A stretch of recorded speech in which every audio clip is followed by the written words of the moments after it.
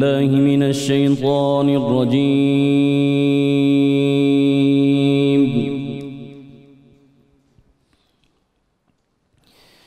بسم الله الرحمن الرحيم.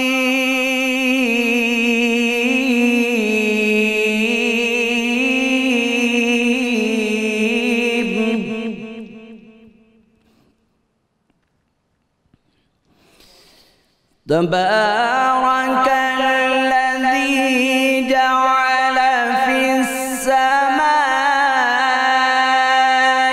بروجا وجعل فيها سراجا وقمرا منيرا.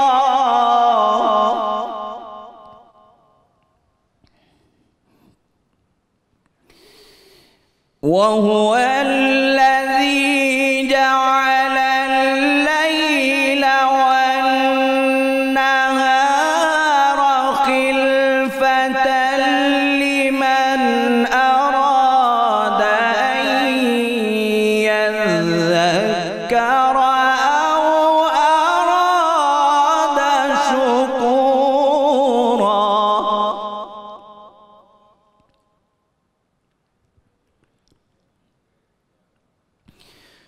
وعباد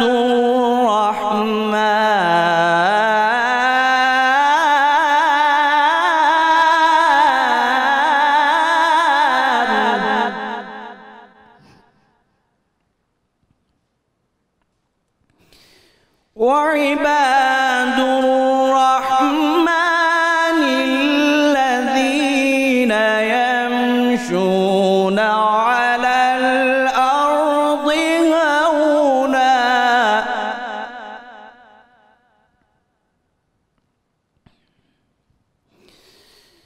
وإذا خاطبهم الجاهلون قالوا سلاما. والذين يبيتون لربهم سجدا وقياما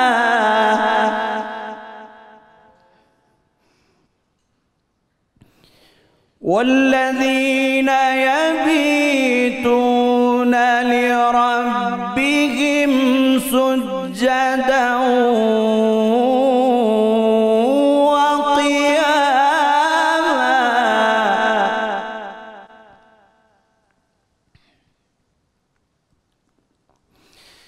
والذين يقولون ربنا اصرف عنا عذاب جهنم إن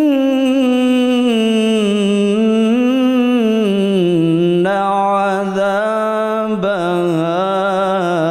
كان غراما. صدق الله العلي العظيم.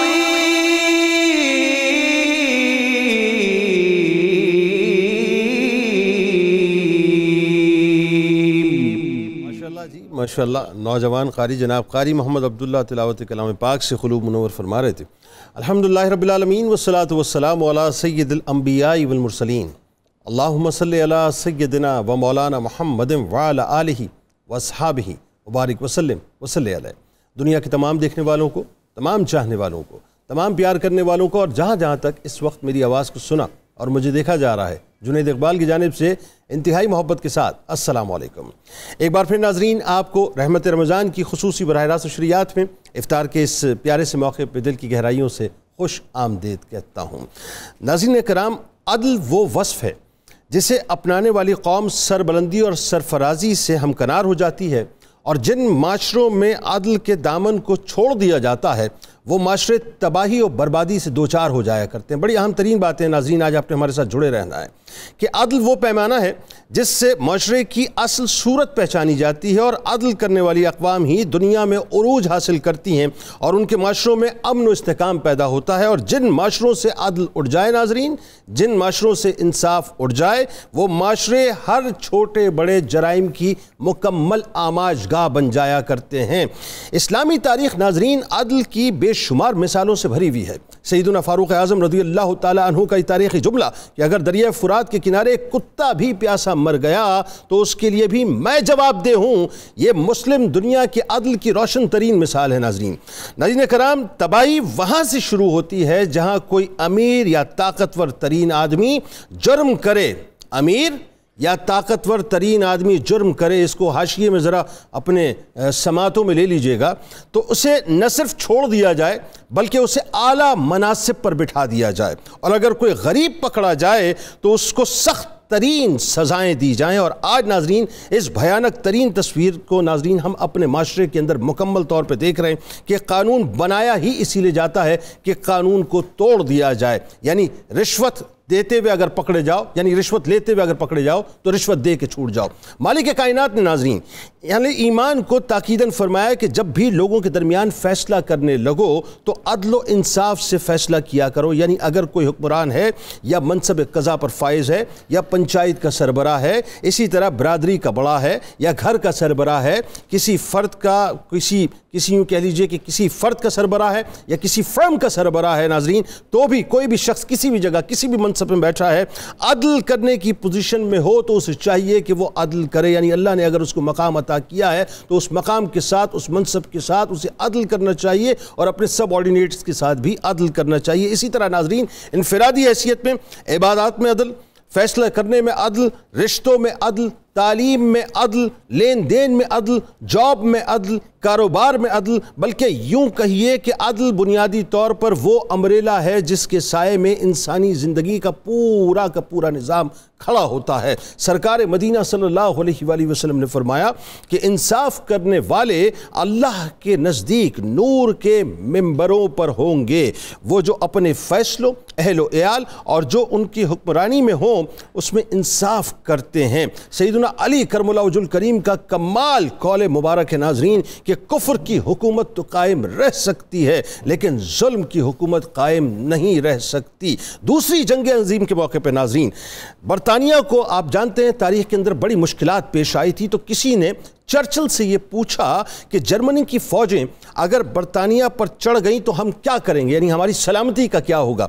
اب ذرا غور کیجئے گا ناظرین کہ چرچل نے مسکراتے ہوئے پلٹ کر ایک سوال کیا۔ اس نے سوال یہ کیا کہ کیا ہماری عدالتیں صحیح کام کر رہی ہیں؟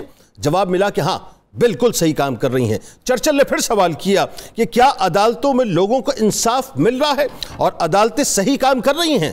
جواب ملا کہ بالکل ایسا ہی ہے کہ بالکل صحیح کام کر رہی ہیں اور لوگوں کو انصاف مل رہا ہے۔ تو چرچل نے کہا کہ پھر پریشان نہ ہو، جہاں نظام انصاف ہوتا ہے وہاں کوئی خطرہ نہیں ہو سکتا۔ ناظرین کرام، جبکہ ہمارا معاملہ ناظرین کچھ اور ہے کہ شرمندگی کی چادر تانے ہوئے World Justice Project Rule of Law Index کے مطابق گزشتہ سال یعنی 2021 میں پاکستان قانون پر عمل نہ کرنے کے حوالے سے، جملے پہ غور کیجئے گا، پاکستان قانون پر عمل نہ کرنے کے حوالے سے 130ویں نمبر پہ تھا۔ اب آپ سوال یہ کریں گے کہ جنید بھائی 130ویں نمبر پہ تھا تو یہ لسٹ کتنی لمبی تھی؟ تو سن کے آپ انگشت بدندہ رہ جائیں گے کہ یہ لسٹ ٹوٹل 139 ممالک کی تھی، یعنی پاکستان کی تنزلی کا عدل و انصاف کے معاملے میں یہ عالم ہے ناظرین کہ ہم لا قانونیت میں اس وقت ٹاپ 10 کنٹریز کے اندر موجود ہیں۔ یعنی عالم یہ ہے کہ تاریخ ناظرین ہمیں یہ بتلاتی ہے کہ حضرت عمر فاروق رضی اللہ تعالی عنہ کے دور خلافت میں ہر شخص کو تنقید کی نگاہ سے اس طرح سے دیکھا جاتا تھا کہ حق کے معاملے میں اسے فوراً طلب کر لیا جاتا تھا، یعنی پوری آزادی بھی دے رکھی تھی لیکن مکمل طور پہ گرپ بھی تھی۔ ایک مرتبہ ناظرین آپ تقریر فرما رہے تھے تو دوران تقریر ایک شخص نے اٹھ کر بارہا آپ کو یہ کہا کہ اے عمر اللہ سے ڈرو، معاذ اللہ، پھر اٹھ کے کہا اے عمر اللہ سے ڈرو، اے عمر اللہ سے ڈرو۔ لوگوں نے ناظرین اسے روکا تو آپ رضی اللہ تعالی عنہ نے آ کر فرمایا کہ یہ لوگ آزادی کے ساتھ اپنی بات نہ کہیں تو بے مصرف ہیں، یعنی یہ خلیفہ وقت کے جملے ہیں کہ فریڈم آف اسپیچ ہونا چاہیے، اور ہم نہ مانیں تو ہم بے مصرف ہیں، یعنی فریڈم آف ایکسپریشن بھی ہونا چاہیے، فریڈم آف اسپیچ بھی ہونی چاہیے۔ اسی طرح ناظرین نظام عدل کے نفاذ کے لیے منتخب بھی ناظرین ان کو کیا جاتا تھا جن کے دامن بے انتہا صاف ہوا کرتے تھے۔ آج تو معاملہ یہ نہ صاحب کہ ہمیں پتہ ہی نہیں ہوتا کہ ہم نے کس کو منتخب کیا ہے یا کس کو ٹکٹ دے کے کھڑا کر دیا جاتا ہے ہماری نمائندگی کے لیے، تو وہ عدل کیا کرے گا؟ لیکن وہاں کیا معاملہ تھا؟ سیدنا عمر فاروق رضی اللہ تعالیٰ عنہ جب کسی صوبے یا علاقے میں کسی کو گورنر وغیرہ منتخب کیا کرتے یا مقرر کیا کرتے تو اس کی عدالت و امانت لوگوں کے ساتھ معاملات کے بارے میں خوب تحقیق کیا کرتے تھے، اس کے اساس چیک کیا کرتے تھے۔ آج تو آف شور کمپنیز کا ہمیں بہت جا کے بعد میں پتہ چلتا ہے، بہت بعد میں جا کے پتہ چلتا ہے کہ وہ شخص کتنا کرپٹ تھا جو کرسی پر بیٹھ کے حکومت کر کے چلا گیا، بہت بعد میں جا کے پتہ چلتا ہے ناظرین۔ وہاں معاملہ یہ تھا کہ اساسے پہلے چیک کیا جاتے تھے، پہلے مقرر ہونے سے تمام تر نگرانیاں کی جاتی تھی، اور جب مقرر کر دیا جاتا تھا اس کے بعد بھی نگرانی کی جاتی تھی، اور رعایا کو یہ حکم دیا جاتا تھا کہ میرے حکام یعنی میرے گورنرز میں سے کسی سے کوئی تکلیف ہو یا کسی کی کوئی شکایت ہو تو بے خوف و خطر ہو کہ مجھے اطلاع دیں، میں اس کی جو اکاؤنٹیبلٹی کروں گا۔ یعنی ناظرین آپ اپنے حکام کو ذرا سی بات پر طلب کر لیا کرتے تھے اور ان کی گرفت کر لیا کرتے تھے، یہ ہدایات آپ نے دی ہوئی تھی۔ بلکہ اندازہ کیجئے کہ گورنروں کی تقرری کے وقت ان سے یہ حلف لیا کرتے تھے کہ ترکی گھوڑے پر سوار مت ہونا۔ یوں سمجھ لیجئے کہ آج یہ جو 2.5 فٹ اونچی گاڑیوں کے اوپر ہمارے ممبران اسمبلی آتے ہیں نا ناظرین، یہ اس وقت کے ترکی گھوڑے جو ہیں وہ بہت ہی لیوش قسم کی سواری تھی، تو آپ فرماتے تھے کہ ترکی گھوڑے پر سفر نہ کرنا، باریک کپڑے نہ پہننا، یعنی جو آج برینڈڈ کپڑے پہن کے جو اسمبلیز کے اندر نمائندگی ہو رہی ہوتی ہے، ہماری غریب لوگوں کی نمائندگی ہو رہی ہوتی ہے، وہاں یہ بتا دیا گیا تھا کہ باریک کپڑے نہ پہننا، یعنی یہ فرمایا گیا تھا کہ چھنا ہوا آٹا نہ کھانا، دروازے پر دربان نہ ہو۔ یہ جو پروٹوکولز کی آج گاڑیاں ہماری چلتی ہیں، 50 گاڑیاں آگے پیچھے چل رہی ہوتی ہیں، اس وقت منع کر دیا تھا دروازے پر دربان نہ ہو، یعنی پروٹوکول نہ ہو، اور حاجت مندوں کے لیے ہر وقت دروازہ کھلا رہے، یہ عدل کا نظام تھا۔ یہاں تو آپ کسی کاؤنسلر سے نہیں مل سکتے آج آپ جب تک آپ کے پاس پرچی نہ ہو، وہاں عالم یہ تھا کہ دروازے کھلے رہنے چاہیے۔ قرآن مجید کی ناظرین متعدد آیات میں عدل کرنے کا حکم دیا گیا ہے کہ اور فرما دیجئے کہ میں اس کتاب پر ایمان رکھتا ہوں جو اللہ نے نازل فرمائی ہے، اور مجھے حکم ہوا ہے کہ میں تمہارے درمیان عدل قائم کروں۔ حضرت بریدہ رضی اللہ تعالیٰ عنہ سے روایت ہے کہ حضور نبی کریم صلی اللہ علیہ وآلہ وسلم نے فرمایا کہ قاضی 3 ہیں، آخری بات عرض کر رہا ہوں بس، قاضی 3 ہیں، ایک جنت میں اور 2 دوزخی ہیں۔ اب سنیے ذرا توجہ سے، جس نے حق پہچانا اور اس کے مطابق فیصلہ کیا وہ جنتی ہے، یہ میرے سرکار نے فرمایا، اور جس نے حق کو جاننے کے باوجود فیصلے میں ظلم کیا وہ دوزخی ہے، اور جس نے جہالت پر لوگوں کے درمیان فیصلہ کیا وہ بھی دوزخی ہے۔ فیصلہ ہمیں خود کرنا ہے صاحب، معاشرے کو ہم نے تباہ و برباد کرنا ہے تو صورتحال یہ بنا دیجئے، 25 لاکھ کیسز پڑے ہوئے، 25 لاکھ کیسز ہماری لوور کورٹ سے لے کے اپر کورٹس تک، بنا دیجئے۔ اور اگر معاشرے کو آپ نے ترقی دینی ہے تو پھر سخت فیصلے تو کرنے ہوں گے، اور فیصلے کی ابتدا اپنی ذات سے ہوا کرتی ہے۔ آغاز کرتے ہیں، ہمارے ساتھ جو شخصیات موجود ہیں، آج پروگرام ناظرین بڑا انٹرسٹنگ ہونے والا ہے۔ پہلی شخصیت میرے دل کے بہت قریب، ممتاز عالم دین، بہت ہی خوبصورت گفتگو کرتے ہیں جناب مفتی محمد فاروق القادری صاحب تشریف فرما ہیں۔ دوسری شخصیت ناظرین یقیناً کسی تعارف کے محتاج نہیں ہے، ممتاز شاعر ہیں، ممتاز ادیب ہیں، ممتاز کالم نگار ہیں، کیا کمال علمی اور ادبی شخصیت اور روحانی شخصیت ہیں، پروفیسر ڈاکٹر غلام معین نظامی صاحب ہمارے ساتھ تشریف فرما ہیں۔ اور میرے دائیں جانب ناظرین ایک ایسی شخصیت تشریف فرما ہے جن سے میرا ایک بڑا قلبی تعلق ہے، اور آلموسٹ ہمارا رابطہ رہتا ہے کسی نہ کسی طور سے، اور رابطے کے بالواسطے اور بلا واسطے بھی کئی ذریعے ہیں۔ میں اگر یہ کہوں کہ film industry, Pakistan film industry کی شان ہے، پاکستان فلم انڈسٹری کی پہچان ہے، پاکستان فلم انڈسٹری کی جان ہے، تو غلط نہ ہوگا کہ 1972 میں ریڈیو پروگرام سے یعنی بزم طلبہ سے آپ نے اپنے کیریئر کا آغاز کیا، وائس آف امریکہ کے لیے بھی کام کیا، ہالی ووڈ کی فلم جو قائد اعظم پہ بنی ناظرین، اس میں آپ نے اردو ورژن کی ڈبنگ کی، پھر آپ کی ایک فلم جو بڑی مشہور زمانہ بلاک بسٹر فلم تھی، میرا نام ہے محبت، جس نے تقریباً 18 برس تک بزنس کیا، اور چائنا میں اس فلم کی وجہ سے ان کا مجسمہ بنا، اور آج بھی ان کا مجسمہ وہاں موجود ہے۔ کاش ان کا مجسمہ پاکستان میں بھی بنتا، کاش ان کو پاکستان میں بھی اسی انداز سے خراج تحسین ملتا، لیکن ہم چونکہ ظاہر ہے مردہ پرست لوگ ہیں، لوگ چلے جاتے ہیں تو اس کے بعد ایک ایوارڈ ان کو نظر کر دیتے ہیں۔ غلام محی الدین صاحب ہمارا سرمایہ، آپ موجود ہیں، آپ کو بھی خوش آمدید کہتا ہوں میں، اور ان کے ساتھ تشریف فرما ہیں ہمارے ساتھ آج جو گیسٹ ہیں اور ان سے گفتگو ہوگی، ہمارے ساتھ محترمہ سائرہ طاہر صاحبہ موجود ہیں، معروف گلوکارہ ہیں، آپ کو بھی میں خوش آمدید کہتا ہوں، اور میرے بھائی، میرے دوست ممتاز ثنا خاں، آپ کے ہمارے ہم سب کے بہت ہردل عزیز جناب الحاج شہباز قمر فریدی صاحب موجود ہیں، اور آخر میں کچن کے سیگمنٹ میں عائشہ خالد صاحبہ بھی موجود ہیں۔ تو جناب آپ تمام احباب کو السلام علیکم اور خوش آمدید۔ تو ایک مختصر سا وقفہ ہے ناظرین، وقفے سے لوٹتے ہیں تو آپ کو یہ بھی بتائیں گے کہ آج ریسیپیز کیا بن رہی ہیں، کیونکہ تھوڑا بہت تو فساد کرانا بنتا ہے نا گھر میں، تاکہ مرد ڈیمانڈ کریں کہ ہمیں یہ بنانا چاہیے۔ تو لوٹتے ہیں جی۔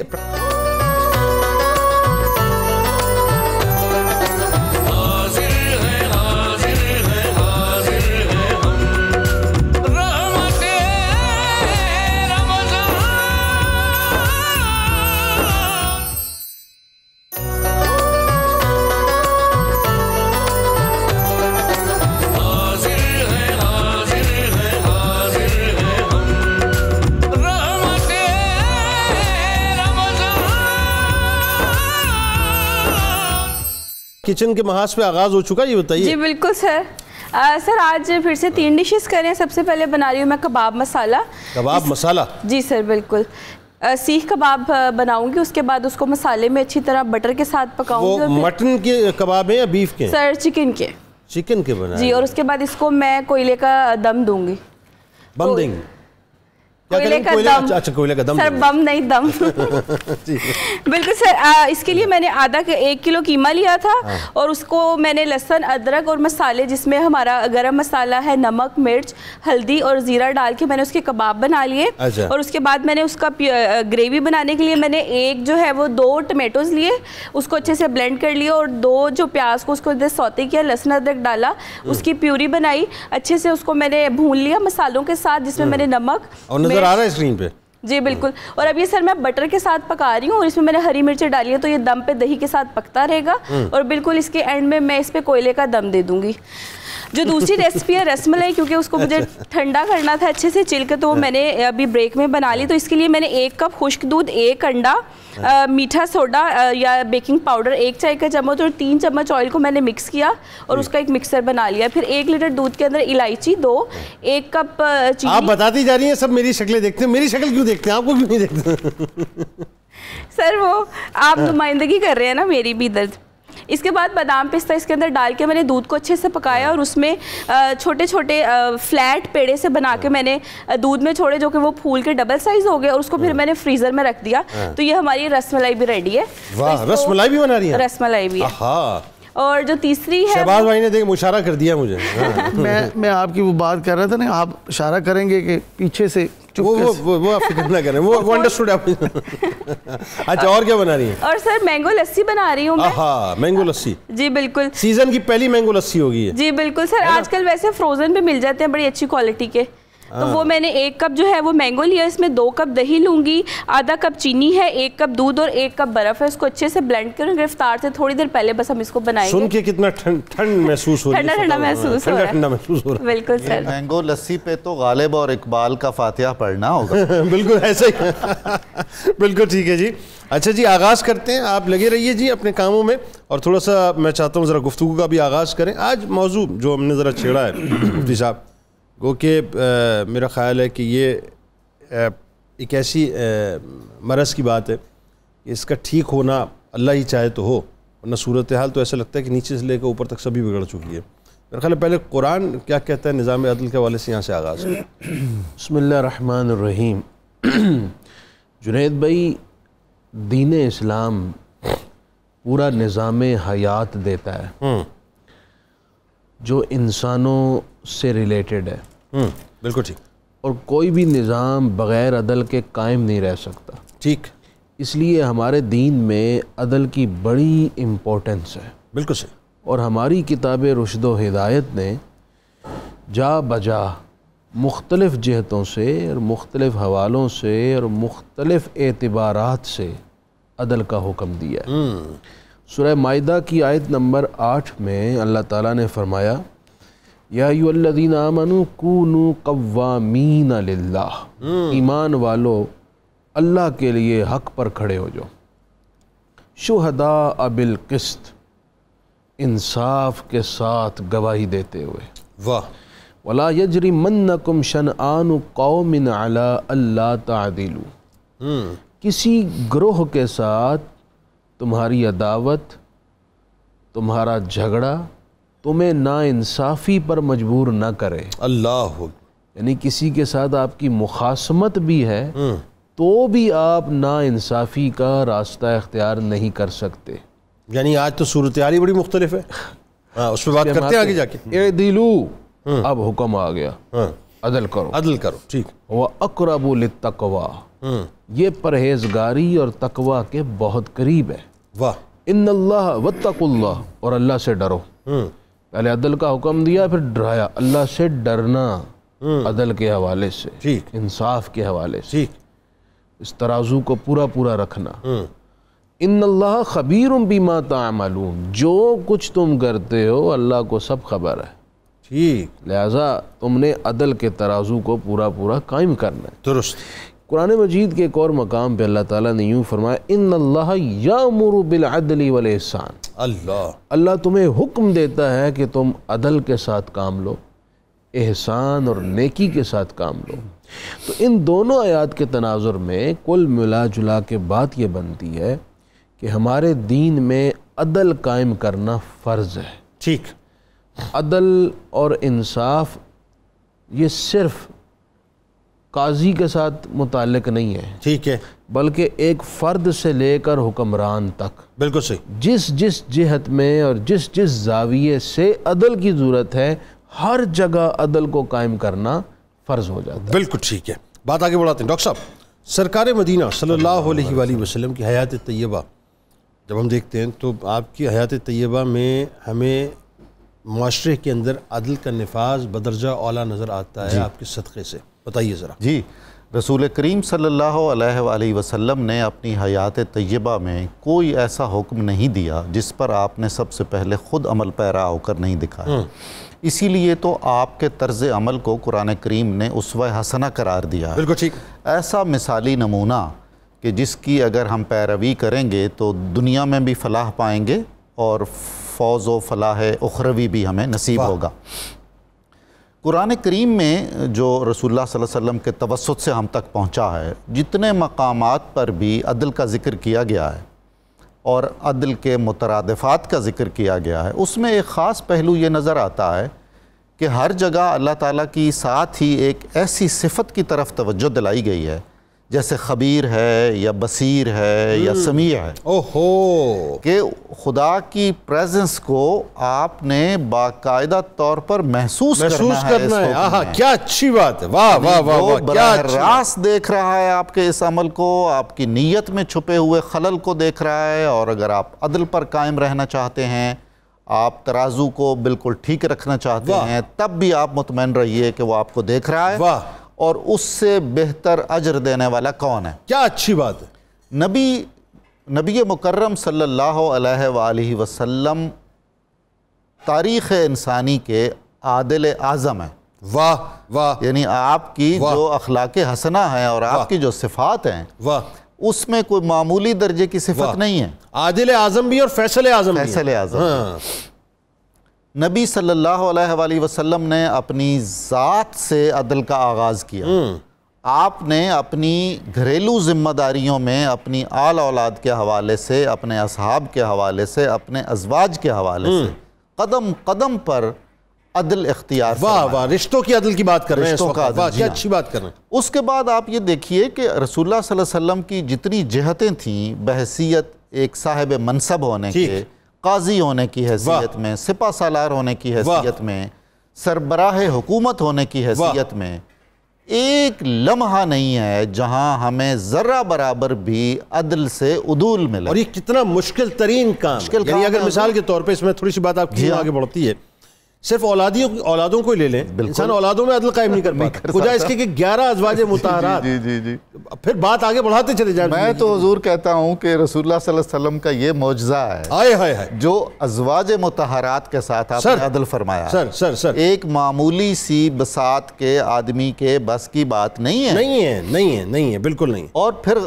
جنید صاحب، یہ جو مسئلہ ہے کہ آپ اور ہم آپس کی تعریف تو کر سکتے ہیں، اپنے پیاروں کو تو ہم انڈوس کر سکتے ہیں، رسول اللہ صلی اللہ علیہ وسلم کے عادلانہ طرز کی تو آپ کے دشمنوں نے گواہی دی۔ ہائے ہائے ہائے ہائے، وہ دیکھیں نا، آپ کی بات سے مجھے بات یاد آ گئی، قطع کلام کی معذرت، کہ وہ اپنا The 100 جو لکھی ہے، جی بالکل، اس نے مطلب مائیکل ہارٹ نے جملے کہے کہ میں نے جب 100 شخصیات کو جمع کیا تو ٹاپ آف دا لائن میں نے سرکار علیہ السلام کو رکھا۔ اچھا وہ کیا رکھے، اس کی کیا اوقات ہے، لیکن وہ اس کی جو بات ہے میں کوٹ ان کوٹ، تو اس سے کہا مجھ سے لوگ وجہ پوچھیں گے تو میں کہوں گا کہ یہ وہ شخصیت ہے جو بیک وقت دین اور دنیا دونوں میں سرفراز ٹھہری ہیں۔ بالکل، کیسا عدل ہے حضور، یہ بھی تو کمال عدل ہے، کمال عدل ہے۔ ربنا آتنا فی الدنیا حسنہ وفی الآخرۃ حسنہ، واہ واہ واہ، دین اور دنیا میں بھی عدل قائم رکھنا بہت زیادہ ضروری ہے۔ واہ، حضرت علیہ الصلوۃ والسلام نے جب عامل مقرر کیے، کلیکٹر مقرر کیے، جب سپہ سالار بنائے، جب سفیر بنائے، تو آپ نے ایک منشور عدل دیا ہے ان کے لیے۔ آپ نے مطلب کمال ہے، بالکل حیران کن بات ہے کہ اگر وفد آ رہے ہیں، تبلیغی وفد آ رہے ہیں یا سفارتی وفد آ رہے ہیں، تو ان کے اکرام میں جو عدل کا مظاہرہ کیا ہے وہ ممکن نہیں۔ وہ معاشرہ جس کی اساس میں نسلیت پرستی ہے اور قبائلیت ہے، اس معاشرے میں اللہ کے رسول صلی اللہ علیہ وآلہ وسلم نے غلاموں میں، آقاؤں میں، مختلف قبائل میں اور مختلف شعوب میں عدل نافذ فرمایا۔ سر اسی موضوع کو اور کھولیں گے مفتی صاحب، میں آپ سے تھوڑا آگے جا کے گفتگو کروں گا، لیکن میں چاہتا ہوں کہ سرکار علیہ السلام کو جو اتنا خوشبودار تذکرہ چھڑ گیا ہے، تو اور ذرا جو سرکار علیہ السلام نے اپنی زندگی میں، رشتوں میں، اپنی مختلف جہتوں میں جو عدل قائم کیا ہے، اس پہ اور ذرا سا گفتگو کرتے ہیں۔ غلام محی الدین، یہ جو نام ہے، جب اس نام کو ہماری ظاہر، ہم تو بچپن سے آپ کا نام سنتے آئے اور ہم تو ایک سٹار کو، ایک سیلیبریٹی کو دیکھتے آئے، تو اس نام پہ ہمیشہ جو ہے وہ سوچ تو رہتی تھی، لیکن آج اس عقدے کو ڈاکٹر معین نظامی صاحب نے جو ہے، غلام معین نظامی صاحب نے کھولا، غلام محی الدین کے عقدے کو غلام معین نے مطلب جو ہے کھولا، اور سوال جو انہوں نے اٹھایا تھا آف دا ریکارڈ، وہ سوال سمجھنے والا ہے، اور میرا خیال ہے اس بارے میں آپ بتائیے کہ یہ غلام محی الدین نام رکھنے کی وجہ کیا ہے؟ کیونکہ جو ہیرو ہوتا ہے اس کا تو نارملی نام بڑا مختلف سا رکھا جاتا ہے، ہیروئن کا نام مختلف رکھا جاتا ہے، تبدیل کرا دیا جاتا ہے، لیکن آپ نے اپنا نام وہی رکھا غلام محی الدین جو آپ کا فلم میں بھی رہا، یہ کیا وجہ ہے؟ بسم اللہ الرحمن الرحیم۔ ایکچولی پہلی پرائیورٹی جو ہے اس نام کی وہ تو یہ ہے کہ یہ حضرت غوث پاک کا اسم مبارک بھی ہے۔ واہ سبحان اللہ، کیا کہنا ہے۔ کیوں نظامی صاحب درست ہے جی؟ ایسا ہی ہے آپ کا لقب، بالکل بالکل آپ کا لقب مبارک۔ دوسری بات یہ ہے کہ یہ نام میرے والدین نے رکھا، واہ، میرے فادر نے، میری مدر نے مل کے، ٹھیک ہے نا۔ اب یہ نام اس زمانے میں ظاہر ہے جب بچہ ہوتا ہے انسان اس کو تو نہیں پتہ ہوتا کہ میرا نام کیا ہے، جب بڑا ہوتا ہے پھر پتہ لگتا ہے کہ نام کی فضیلت کیا ہے، نام کی اہمیت کیا ہے، اس کے کیا اثرات ہوتے ہیں یہ۔ اور الحمدللہ ہم سب ایک مسلم ملک میں رہتے ہیں تو ہم لوگ پرائیورٹی ہماری تو یہی ہوتی ہے کہ ایسے متبرک نام رکھیں، تو اس حوالے سے تو میرا یہ نام تھا۔ اب جیسے آپ نے مجھے کہا ابھی، میں شوبز میں آیا، ٹی وی پہ تو خیر ایسا نہیں ہوا، لیکن جب میں فلموں میں آیا تو پھر وہاں ریٹیلیشن آئی ہوگی نام کی وجہ سے، بتائیے ذرا وہ کیا ہو؟ وہاں جب یہ مجھے فلم آفر ہوئی، پہلے 2 فلمیں تھی ابھی وہ ریلیز نہیں ہوئی تھی، لیکن جب یہ فلم جو میگا ہٹ ہوئی الحمدللہ میرا نام ہے محمد، اس وقت ایک میسیج میرے پاس آیا کہ یہ نام جو ہے یہ آپ کو تبدیل کرنا پڑے گا۔ فلم کا نام کیا تھا؟ میرا نام اپنا غلام محی الدین، اور فلم ابھی سٹارٹ نہیں ہوئی تھی، میرا نام ہے محمد۔ اچھا اچھا، میرا نام ہے محمد، میرا نام ہے محبت، محبت، اچھا ٹھیک، فلم کا جو نام تھا میرا نام ہے محبت، فلم کا نام تھا، ٹھیک، وہ فلم کی بات تو ہاں، تو یہ بھی سٹارٹ نہیں ہوئی تھی، لیکن ایک میسیج میرے پاس آیا کہ جی اس نام کو آپ چینج کریں تو یہ فلم آپ کو مل جائے گی، آپ کاسٹ ہو جاؤ گے اس میں۔ تو میں نے کہا نام سے کیا تعلق؟ تو یہ پھر کہا گیا ہے کہ نہیں، ہیرو والا نام نہیں ہے۔ اب وہ ایک اسٹیج ایسی آ گئی کہ جہاں میں نے کہا کہ اب میں کیا کروں، پھر میرے ذہن میں ایک ویو آئی، میرا اپنے اللہ پہ ایک اعتقاد اعتماد تھا ہے اور رہے گا بھی، مسلم سب کا ہوتا ہے۔ میں نے کہا نہیں، میں نام نہیں تبدیل کروں گا، میں بے شک فلم چھوڑ دوں گا، نہیں کروں گا۔ تو ایک تو وہ وجہ ہے جو حضرت غوث پاک کا لقب ہے، دوسرا کہ یہ میں اپنے والدین کو ہرٹ نہیں کرنا چاہتا۔ واہ کیا بات، تو یہ بات تھی. لیکن دیکھیں اس اعتماد کا، اس یقین کا مجھے الحمدللہ یہ رزلٹ ملا کہ جب وہ فلم ریلیز ہوئی تو پوری دنیا میں اس فلم کی مقبولیت ہوئی، اور اس کے بعد میں نے بے شمار کام کیا. 18 برس تک وہ فلم 18 برس چلی. چائنا جیسے ملک میں جہاں پہ مجسمہ لگائے لوگوں نے، اپنی محبت کا اظہار کیا لوگوں نے. ابھی چند دن پہلے بھی کچھ لوگ چائنیز، بلکہ میں اگر یہ کہوں تو غلط نہ ہوگا، یہ بیسیکلی اپنے اعتماد اور اپنے تیقن کے ساتھ عدل تھا. بالکل عدل کا بالکل. ہاں، یہ اپنے تیقن کے ساتھ عدل تھا جو آپ نے اختیار کیا، بالکل. جس نے آپ کو اس منزل پہ پہنچایا. یہ بھی ایک انصاف ہے نا کہ نہیں میں ناانصافی نہیں کروں. اگر میں نام تبدیل خود ہی کر لیتا اب آپ کے ساتھ تو وہ اپنے والدین کے ساتھ اچھا ناانصافی. وہ بات وہ ہے نا کہ when there is a will there is a way. بات یہ ہے کہ آپ کھڑے ہو جاتے ہیں نا، آپ اسٹینڈ لیتے ہیں. ایسا ہی ہے. اور وہی بات ہے کہ جب آپ اسٹینڈ اس سوچ سے لیتے ہیں کہ میں بالکل خالی ہوں لیکن میرا رب پہ یقین ہے، تو رب آپ کو کھڑا کر دیتا ہے، پھر آپ کو چلا دیتا ہے. لیکن جہاں ذرا سی بھی ایک کہیں بات آ جائے کہ نہیں کوئی ہے، تو بس پھر وہ آپ کھڑے بھی ہو جاتے ہیں، لیکن وہ کھڑے نہیں ہوتے، آپ لیٹ جاتے ہیں. پھر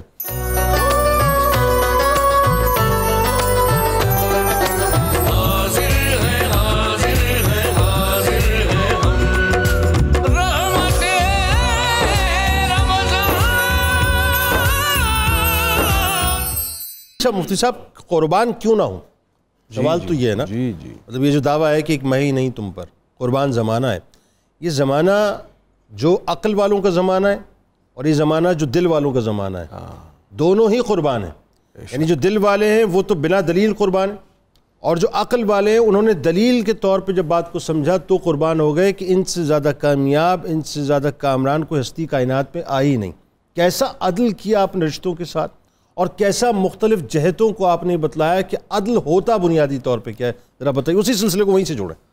قربان کی آپ نے بات کی تو اعلیٰ حضرت نے کہا ہے کہ حسن یوسف پہ کٹی مصر میں انگشت زنا، سر کٹاتے ہیں تیرے نام مردان عرب. مردان عرب. حضور جان عالم صلی اللہ علیہ وسلم کے عدل و انصاف کا عالم یہ تھا کہ تاریخ انسانیت میں کسی حکمران نے ایسی عدل کی نظیر پیش نہیں کی. واہ. مستدرک حاکم میں حدیث ہے کہ حضور کی مجلس سجی ہے، آسمان ہدایت کے تارے، صحابہ اکرام بیٹھے. کیا کہنے. ایک صحابی قسم پرسی کی حالت میں تھے، ایک ہی چادر اوڑی ہوئی تھی، ان کی پیٹھ ننگی تھی. حضور کے ہاتھ میں چھڑی تھی. آپ نے ازراہ محبت بے تکلفی فرماتے ہوئے ان کی پیٹھ پر ہلکی سی چھڑی ٹچ کر دی. انہوں نے موقع غنیمت جانا اور انہوں نے عرض کی، یا رسول اللہ مجھے انصاف چاہیے. اللہ اکبر. فرمایا کیسا انصاف؟ کہا جی آپ نے مجھے چھڑی ماری ہے، مجھے اس کا بدلہ چاہیے. اللہ. اب مجھے یہ فرمائیے، کیا آج کے دور کے حکمرانوں میں سے رعایا میں کوئی فرد اس طرح کا سوال، اس طرح کا تقاضا اپنے حکمران کے سامنے اس کے حمایتیوں اور اس کی پارٹی کے ممبرز کی موجودگی میں کر اس کی بریگیڈ کے ساتھ سوال ہی پیدا نہیں ہوتا. تصور بھی نہیں ہے. مار دیں گے. اچھا مار دیں گے. انہوں نے یہ بات کر لی. اور ویسے بھی ہمارے ہاں حکمرانوں کو جب تک وہ منصب پر ہیں عدالت میں طلبی سے استثناء حاصل ہوتا ہے. اسی وجہ سے. لیکن نبی اکرم صلی اللہ علیہ وسلم کے سامنے ایک شخص کھڑا ہے، تقاضا کر رہا ہے. آپ نے کوئی امتیاز کی بات نہیں کی کہ میں وی آئی پی ہوں، حالانکہ کائنات میں آپ سے بڑھ کر امتیازی شان والا ہے ہی کوئی. اللہ اکبر. جس جہد سے بات کی جائے آپ کی ذات اس سے بڑھ کر ہے. اللہ اکبر. لیکن آپ نے ایسی کوئی بات. اللہ اکبر. انہوں نے کہا جی مجھے بدلہ چاہیے. آپ نے فرمایا لے لو بدلہ. آپ نے پیٹھ اس کی طرف کر دی. انہوں نے کہا نہیں جی ایسے نہیں، میری پیٹھ ننگی تھی، آپ کی بھی پیٹھ ننگی ہوگی تو میرا بدلہ پورا ہوگا. اللہ اللہ. رحمت کونین صلی اللہ علیہ وسلم کا عدل و انصاف کا یہ معاملہ، اور اس وقت سانسیں رکی ہوئی تھی چشم صحابہ فلک کی، دیکھ کر بھی کیا حیران معاملہ تھی. صحابہ اکرام اپنے اپنے انداز میں بڑے غصے کے تیور کا اظہار کر رہے تھے اور گھور کر ان کی جانب دیکھ رہے تھے، لیکن چونکہ سرکار بیٹھے تھے کوئی بول نہیں سکتا تھا. حضور نے کہا اچھا ایسی ہم ایسے کر لیتے. مطلب کوئی حضور نے استثناء یا کوئی خاص امتیازی بات نہیں کی، اپنی پیٹھ مبارک ننگی کر لی.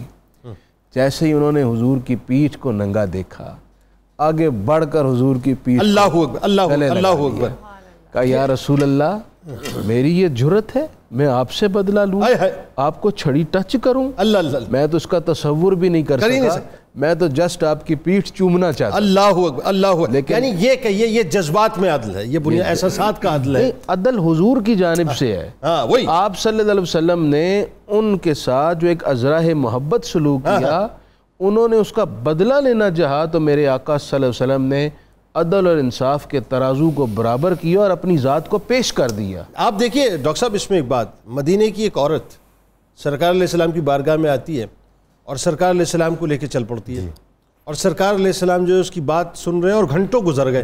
حضرت عمر فاروق رضی اللہ تعالیٰ عنہ عرض کرتے ہیں رسول اللہ صلی اللہ علیہ وآلہ وسلم یہ تو دماغی طور پہ بھی صحیح خاتون نہیں ہے. جملہ کیسا کمال آیا، کیا بات ہے کہ میں مدینے میں اس کی کوئی نہیں سنتا، اگر میں بھی نہ سنوں گا تو کون سنے گا؟ ذرا سوچئے، یعنی کیا عدل کا معاملہ ہے. عدل کے حوالے سے بھی آپ نے ایسا فرمایا ہے کہ اذا لم اکن اعدل من یعدل. جب ذوالخیسرہ نے غنیمت کے مال کی تقسیم کے وقت اعتراض اٹھایا تو حضور نے فرمایا تھا اگر میں عدل نہیں کروں پھر کون کرے گا؟ روئے زمین پر کون کرے گا؟ جی ڈاکٹر صاحب.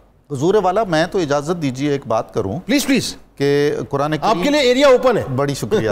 قرآن کریم میں فرمایا گیا ہے کہ جب تم میں آپس میں کوئی اختلاف پیدا ہو جائے، تنازع ہو جائے، تو اپنے معاملے کو اللہ اور اس کے رسول کی طرف لے جاؤ. کیا گویا یہ معیار عدل ہوا. واہ واہ واہ واہ، کیا کہاں لے جاتے ہیں اللہ اور اس کے رسول کے پاس؟ ہم تو انگریزوں کے قوانین کی طرف لے جاتے ہیں. سب سے پہلی بات یہ ہے ایسا ہی ہے. اگر یہ ملک اسلام کے نام پر قائم ہوا ہے اور پون صدی گزر گئی ہے تو ہمیں اس ظلم پر جنہوں نے مجبور کیا ہے وہ کون ذمہ دار ہے؟ میں جسٹس نذیر اختر صاحب کا جملہ کوٹ ان کوٹ کر رہا ہوں جو میرے ہی پروگرام میں انہوں نے کہا تھا. ان کو ان کیپس پہ بھی اعتراض ہے جو منصفین لے کے بیٹھے ہوتے ہیں، پہنے بیٹھے ہوتے ہیں، اس پہ بھی ان کو بڑا اعتراض ہے. انہوں نے کہا جی اس پہ بات ہونی چاہیے، یا اسی برطانوی سامراج کو جو ہے اس کے نظام کو، بلکہ یوں کہیے کہ ان کی سپریمیسی کو اپنے سر کے اوپر تھوپ کے آج تک بیٹھے ہیں. ایسا ہی ہے. اچھا، رسول اللہ صلی اللہ علیہ وسلم نے اپنی نور نظر لخت جگر حضرت فاطمہ کا نام ایک جملے میں لے کر جو عدل کی مثال قائم فرمائی ہے اس کی نظیر بھی نہیں ملتی ہے. ایک عدل یہ ہے اور عدل نبوی یہ ہے اور عدل اسلامی یہ ہے کہ وہ جزوی نہ ہو، وہ امتیازی نہ ہو، وہ ناقص نہ ہو، اور وہ تاخیر سے نہ ہو. واہ کیا اچھی بات ہے، کیا وہ عدل کامل ہو. Justice delayed justice denied. جی بالکل. تو وہ ایک بڑے قبیلے کی خاتون سے کوئی چوری سرزد ہو گئی تو بہت زیادہ سفارشیں آئیں. رسول اللہ صلی اللہ علیہ وسلم ناجائز سفارش سب سے زیادہ آپ کو ناپسند چیز تھی جس پر اب ہمارا مدار ہے. حتیٰ کہ اس قبیلے والوں نے آپ کے ایک محبوب حضرت زید بن حارثہ کو اس پر قائل کر لیا کہ وہ سفارش کریں. غالباً حضرت اسامہ کو بھی، حضرت اسامہ کو بھی. جی ہاں. تو جناب یہ ساری سفارشیں سن کے رسول اللہ صلی اللہ علیہ وسلم نے فرمایا کہ اس خاتون پر اگر جرم ثابت ہو گیا ہے تو اس پر سزا نافذ ہوگی. اگر فاطمہ بنت محمد سے بھی یہ جرم سرزد ہوتا تو اس پر بھی سزا لاگو ہوتی. اب جناب آپ دیکھ لیجئے کہ ایک غریب آدمی تو پہلے دن پکڑا جاتا ہے اور جو مگر مچھ قسم کے لوگ ہیں معاشروں میں، مختلف ملکوں میں اور مختلف معاشروں میں، کوئی ان کو پوچھتا نہیں ہے. ہم لوگوں نے 80 سال سے بعض مقدمات چل رہے ہوتے ہیں، 3-4 نسلیں اس میں مر چکی ہوتی ہیں.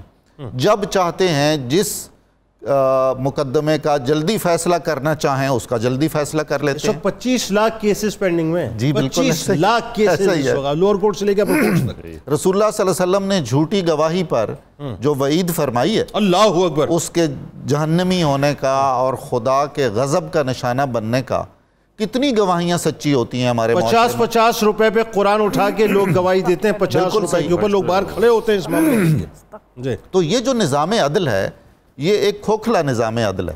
ٹھیک، ہمیں اس کو رسول اللہ صلی اللہ علیہ وسلم کے اسوے کے قریب لے جانے کی کوشش کرنی چاہیے. اس پہ بات کرتے ہیں، اس پہ بات کرتے ہیں، اور پھر ظاہر خلفائے راشدین کے ادوار بھی ہیں، اس پہ بھی بات کرنی ہے.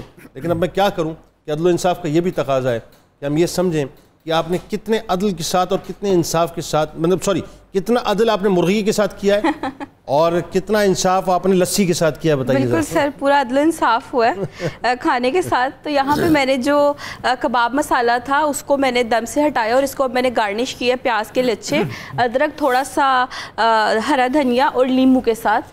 اور یہاں پہ رس ملائی. سر واہ دیدار کیجئے نا آپ. ہاں یہ دیکھیں نا. بالکل یہ ہماری بہن عائشہ اتنی محنت کرتی ہیں, کھانے والوں کو بھی انصاف کرنا پڑے گا. انصاف کرنا پڑے گا. جی افطاری کے بعد انصاف ہو. جی آپ رک کیوں جاتی ہیں؟ سر نہیں, میں اپنی تعریفیں سن رہی ہوں. آپ کے جلسے میں کوئی بم نہیں پھاڑا, آپ جاری رکھیے.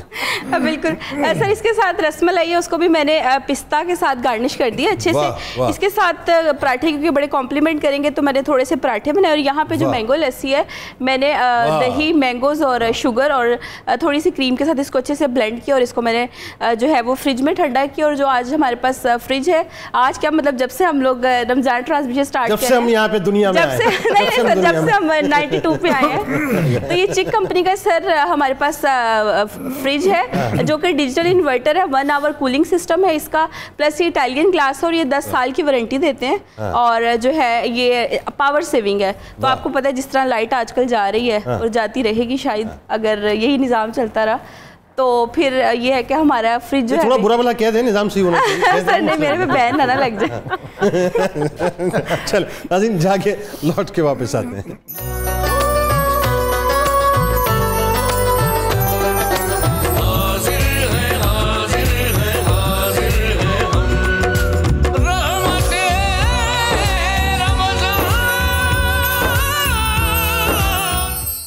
غلام محی الدین صاحب, گلو بھائی, بلکہ میں تو پیار سے ظاہر ہے گلو بھائی آپ کو کہہ کے پکارتا ہوں. گلو بھائی, یہ جو رشتوں میں عدل کا معاملہ ہے بڑا مشکل ہوتا ہے, اور سرکار علیہ السلام کی جب ہم بات سنتے ہیں, کیا ہی بات ہے, قربان ہو جاؤں میں.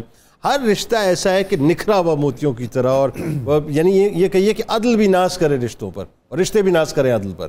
بتائیے آپ کا جو رشتوں کا معاملہ ہے, کس حد تک عدل کر پائے, کس حد تک عدل کا دامن تھام کے رکھا, خاص طور پر ماں باپ کے ساتھ؟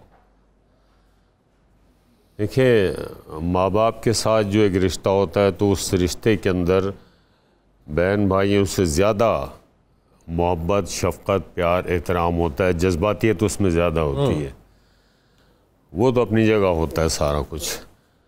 لیکن جو بہن بھائی ہوتے ہیں ان کے ساتھ اتنا نہیں ہوتا جتنا ماں کے ساتھ یا باپ کے ساتھ ہوتا ہے پیار. اب ڈفرینس آف اوپینین جو ہے وہ ہر گھر میں, ہر خاندان میں, یہ اس کو ہم کہتے ہیں نا گھر گھر کی کہانی, وہ یہی ہے. اب اس میں آپ کو سچ بولنا چاہیے. اگر آپ چاہتے ہیں کہ کسی کو اس کی غلطی کا احساس دلوا دیں, غلطی کا احساس دلوانا بھی ایک بہت اچھا کام ہے. ٹھیک, اس کو آپ ریئلائز کروائیں کہ نہیں اس پوائنٹ پہ آپ غلط ہو. اگر وہاں آپ اپنا کردار عدل و انصاف کے ساتھ ادا کریں اور وہ یہ سمجھ جائے لیٹر آن بالکل صحیح کہ ہاں یہ بات صحیح ہے کہ مجھ سے غلطی ہوئی ہے, تو کیونکہ یہ سارے جو رشتے ہوتے ہیں نا خونی رشتے ہوتے ہیں, یہ ٹوٹ ہی نہیں سکتے. سوال ہی نہیں, یہ رشتے نہیں ٹوٹ سکتے. سوال ہی ہاں, اصل آزمائش جو ہے وہ اس وقت ہوتی ہے جب دوسرے رشتے گھروں میں آتے ہیں. جب بہو کی صورت میں کوئی لڑکی آتی ہے, جب داماد کی صورت میں آتی ہے, تو وہاں پہ آزمائش آپ کی شروع ہوتی ہے, چونکہ وہاں پھر اختلافات بڑھ جاتے ہیں. ٹھیک ہے نا, تو وہاں پہ آپ کو بجائے اس کے کہ وہ لڑکا لڑکی جو دولہا دلہن بنے ہیں یا دونوں خاندانوں میں کوئی افراد, آپ عدالت جا رہے ہیں, وہاں سے طلاق مانگ رہے ہیں, خلا مانگ رہے ہیں, یہ چیزیں نہیں ہونی چاہیے. یہاں پہ بڑوں کو اپنا کردار ادا کرنا پڑتا ہے. آپ کے خیال میں کتنا مشکل ہوتا ہے عدل کو قائم کرنا ایسے معاملات میں کہ جہاں آپ کی بڑی مرکزی پوزیشن ہوتی ہے, ایک طرف آپ کے ماں باپ ہوتے ہیں, ایک طرف بہو ہوتی ہے, ایک طرف داماد ہے یا واٹس ایور, مطلب بیٹا ہے یا اور گھر کے لوگ ہیں, ان کے درمیان رہ کر عدل قائم کرنا کتنا مشکل ہے؟ اس میں وہ کرنا پڑے گا آپ کو, اس لیے کہ آپ کی ذمہ داری بنتی ہے کہ ایک نیا جب خاندان بنتا ہے, شادی ہوتی ہے, تو پھر ایک نئی نسل وہاں سے جنم لیتی ہے. بالکل ٹھیک. اگر خدا نخواستہ وہاں پہ کوئی سیپریشن ہو گیا, کوئی ڈیورس ہو گیا, خلا ہو گیا, تو زندگی کس کی خراب ہو رہی ہے؟ ان معصوم بچوں کی زندگی خراب ہو رہی ہے. تو اس لیے ایمانداری سے عدل کریں, انصاف کریں, اور اس میں پھر آپ وقفہ رکھیں.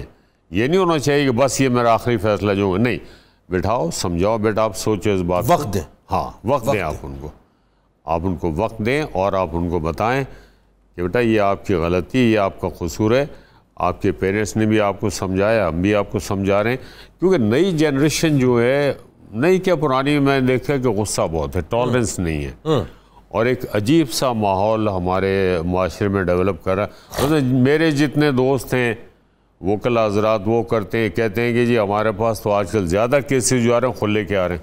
اچھا یہ جو بات کر رہے ہیں یہ فلو بھائی, ڈاکٹر صاحب یہ بات ایسی ہے, میں کسی اور موضوع پہ آپ سے بات کرنا چاہ رہا تھا, لیکن یہ بات بہت اہم ہے, میرا خیال ہے اس بات پہ آپ جیسی بزرگ شخصیت کا کامنٹ آنا بہت ضروری ہے, اور یہ لوگوں کے ظاہر گھروں کا مسئلہ ہے. رشتوں کے اندر توازن قائم کرنا, جیسے ہم نے سرکار علیہ السلام کی بات کی, ہمارے معاشرے کے اندر آج مصیبت یہ ہے کہ ہم عدل قائم نہیں رکھ سکتے اسی طرح سے. ہم یا تو کسی کی طرف ہمارا جھکاؤ زیادہ ہو جائے گا یا کم ہو جائے گا. وہی بات ہے کہ خلا کے کیسز بڑھ رہے ہیں, طلاق کے کیسز بڑھ رہے ہیں, گھر جو ہے تباہ ہو رہے ہیں. رشتوں میں کس حد تک عدل قائم کرنا چاہیے ہمیں, کیسے کرنا چاہیے یہ بھی بتائیں. رشتوں میں بھی عدل بالکل اسی طرح قائم کرنا ضروری ہے جس طرح زندگی کے باقی شعبوں میں. اللہ نے اور اس کے رسول نے بھی یہی تاکید فرمائی ہے, اور یہ بہت مشکل کام ہے, یہ ہے پل صراط پہ چلنا. لیکن مسئلہ یہ ہے کہ اگر ہم اللہ سے مدد مانگیں اور صدق نیت سے کوشش کریں تو مشکلیں آسان ہو جاتی ہیں. بالکل صحیح. ہمیں پوری کوشش کرنی چاہیے دیانتداری سے. فرض کریں جی 2 فریق ہیں, دونوں فریق میرے آنکھوں کا نور ہیں, تو مجھے کسی کی طرف جھکنا نہیں چاہیے. واہ کیا اچھی بات کہی آپ نے, کیا اچھی بات. میں کیسے کر سکتا ہوں کہ جی میری ایک آنکھ نہ ہو, میں ایک آنکھ پہ گزارا کر لوں گا, وہ 2 آنکھوں کا نور سمجھنا بھی ہوگا. بالکل ایسا ہی ہے. مولانا جلال الدین رومی کو یہ مسئلہ درپیش ہوا تھا. اچھا. ان کے سب بڑے صاحبزادے اور ان کی بہو میں تنازع پیدا ہو گیا. اچھا. تو مولانا روم نے سیدھا بہو کی سائیڈ لی. اچھا کیا اچھی بات ہے. کمال. اور سسر کی حکمت ہونی ہی چاہیے بالکل کہ وہ بہو کی طرف رہے. بالکل.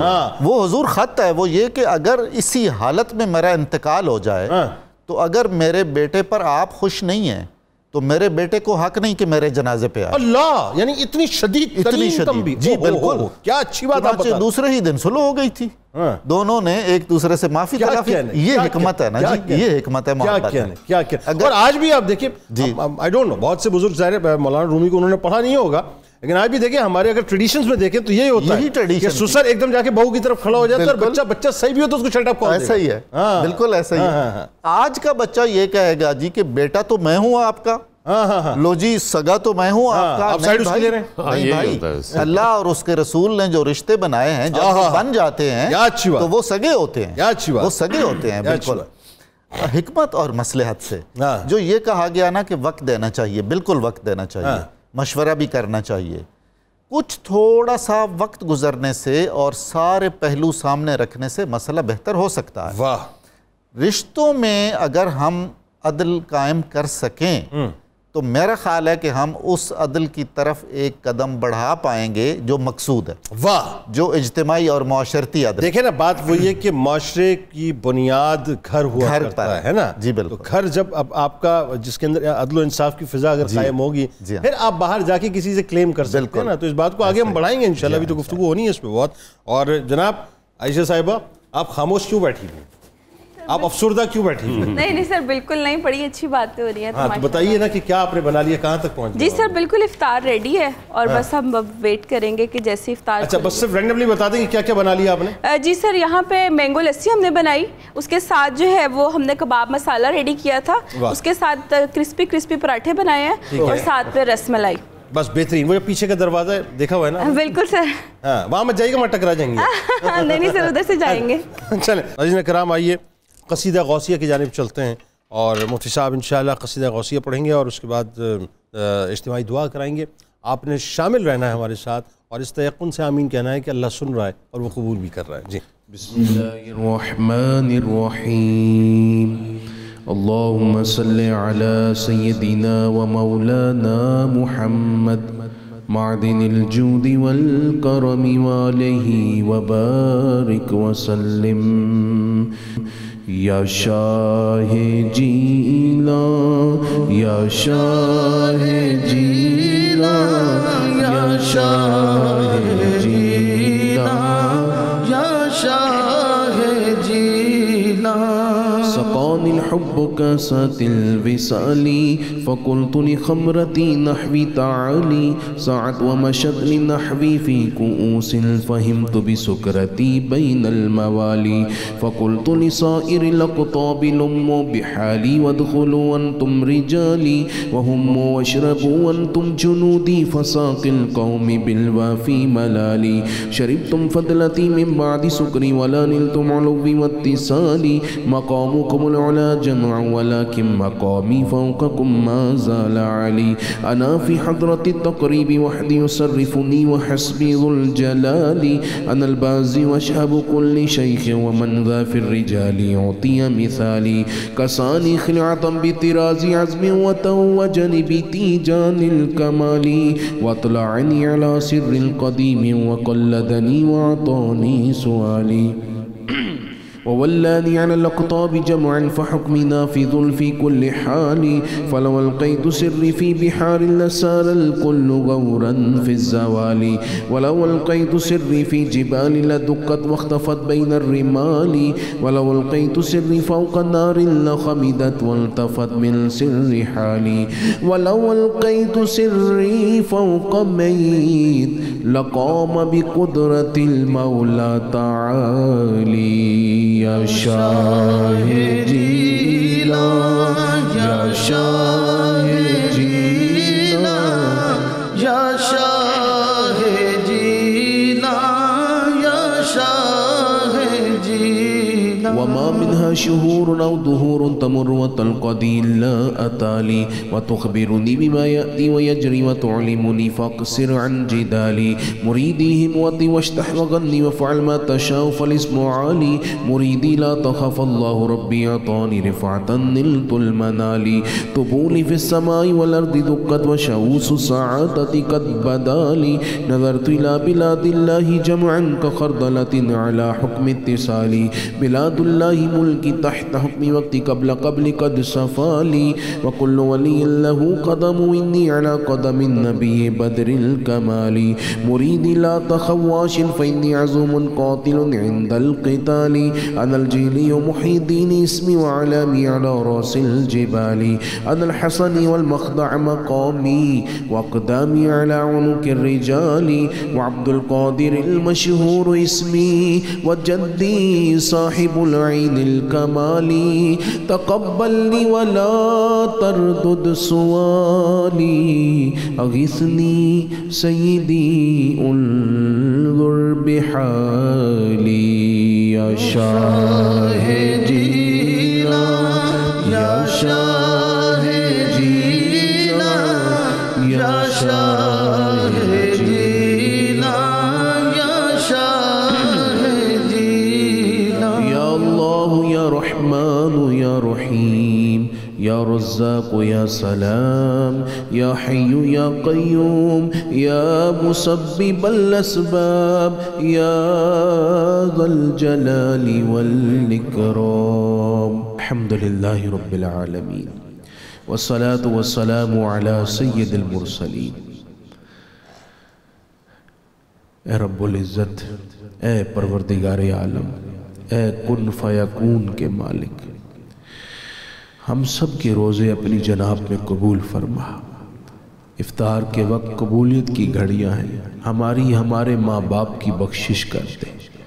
اے اللہ، ہمارے تمام ناظرین ان کے اہل و عیال میں جو بیمار ہیں سب کو شفائے کامل عطا فرما۔ اے پروردگار عالم، اپنے فضل اور مہربانی کی نظر فرماتے ہوئے ہمارے وطن عزیز سے ہر قسم کے بحران کا خاتمہ کر دے۔ اے اللہ، ہمارے ملک میں جو عدم برداشت کا رویہ پروان چڑھ گیا ہے، جو تہذیب اور شائستگی دم توڑ رہی ہے، اپنے فضل سے اے اللہ برداشت، تحمل، ایک دوسرے کا احترام، اختلاف رائے کو برداشت کرنے کا جذبہ اور تحمل نصیب فرما دے۔ اے اللہ، ہمارے ملک کو سربلندی اور عزت دے دے، ہمارے اداروں کو محفوظ اور مستحکم کر دے۔ اے اللہ کریم، فلسطین خصوصاً مسجد اقصی اور وہاں کے تمام مسلمانوں کی حفاظت فرما۔ اسرائیلی بربریت اور مظالم کا نشانہ بننے والوں کی مدد فرما، اسرائیل کو خائب و خاسر کر دے، تمام مذموم ارادے رکھنے والوں کو اپنے ارادوں میں ناکام کر دے، اپنے حبیب کے غلاموں اور اپنے حبیب کی امت کی غیبی مدد فرما دے۔ خصوصاً میرے مالک ہمارے تمام ناظرین کے دسترخوانوں میں برکت دے دے، ان کے رزق میں اضافہ کر دے، سب کے بچوں کو بچیوں کو روشن مستقبل دے دے، سب کے بچوں بچیوں کی طرف سے ٹھنڈی ہواؤں کے جھونکے دے دے، نیک رشتے دے دے، جن کے رشتے ہو گئے شادیوں کے وسائل دے دے، جن کی شادیاں ہو گئیں ان کو سسرال میں عزت دے دے، اور جن کے رشتے کے درمیان کچھ اختلافات اور رنجشیں پیدا ہو گئیں ان کے دل ملا دے، ان کو ایک دوسرے سے جوڑ دے، جو خلا تک اور رشتہ ٹوٹنے تک بڑھ چکے ہیں اے اللہ انہیں بھی ہدایت دے دے، انہیں ایک دوسرے کی طرف واپس آنے کی توفیق دے دے، اے اللہ بے اولادوں کو اولاد سے نواز دے، مقروضوں کے قرضے اتار دے، اے اللہ جو کرائے کے گھروں میں رہتے ہیں ان کو اپنے گھر عطا کر دے، اے اللہ مسافروں کی خیر کر دے، اے میرے مالک آنے والی ہر مصیبت سے ہم سب کو بچانا، اے اللہ ایسا رزق دینا جو تیری راہ میں خرچ ہو، ایسی صحت دے جو تیری عبادت پر کمر بستہ کر دے، ایسا علم دے جو تیرے اور تیرے حبیب کا باادب بنا دے، اور اے میرے مالک آنے والے وقت میں عزتیں قائم رکھنا، اے میرے اللہ عزت ایمان اور صحت کے ساتھ زندگی نصیب کر کے عزت اور شان والی موت، اور کل قیامت کوئی حساب کتاب لیے بغیر ہی ایسی رحمت کرنا، حبیب کی شفاعت کی بدولت جنت الفردوس ہم سب کا نصیب بنانا۔ وصلی اللہ تعالی علی حبیبہ سیدنا و مولانا محمد وعلی آلہ وصحبہ اجمعین۔ آمین آمین آمین۔ ناظرین اکرام آپ بھی افطار کیجئے، ہم بھی افطار کرتے ہیں۔ جب انشاءاللہ افطار کے بعد لوٹیں گے تو براہ راست آپ سے گفتگو ہوگی، یہ جو معاشرے کے اندر اگر عدل اٹھ جائے، جیسا کہ اٹھ چکا ہے ناظرین، انصاف اٹھ چکا ہے، تو اس کے بعد پھر معاشرے کا کیا ہوتا ہے، اس پہ گفتگو ہوگی۔ ہمارے ساتھ رہیے گا۔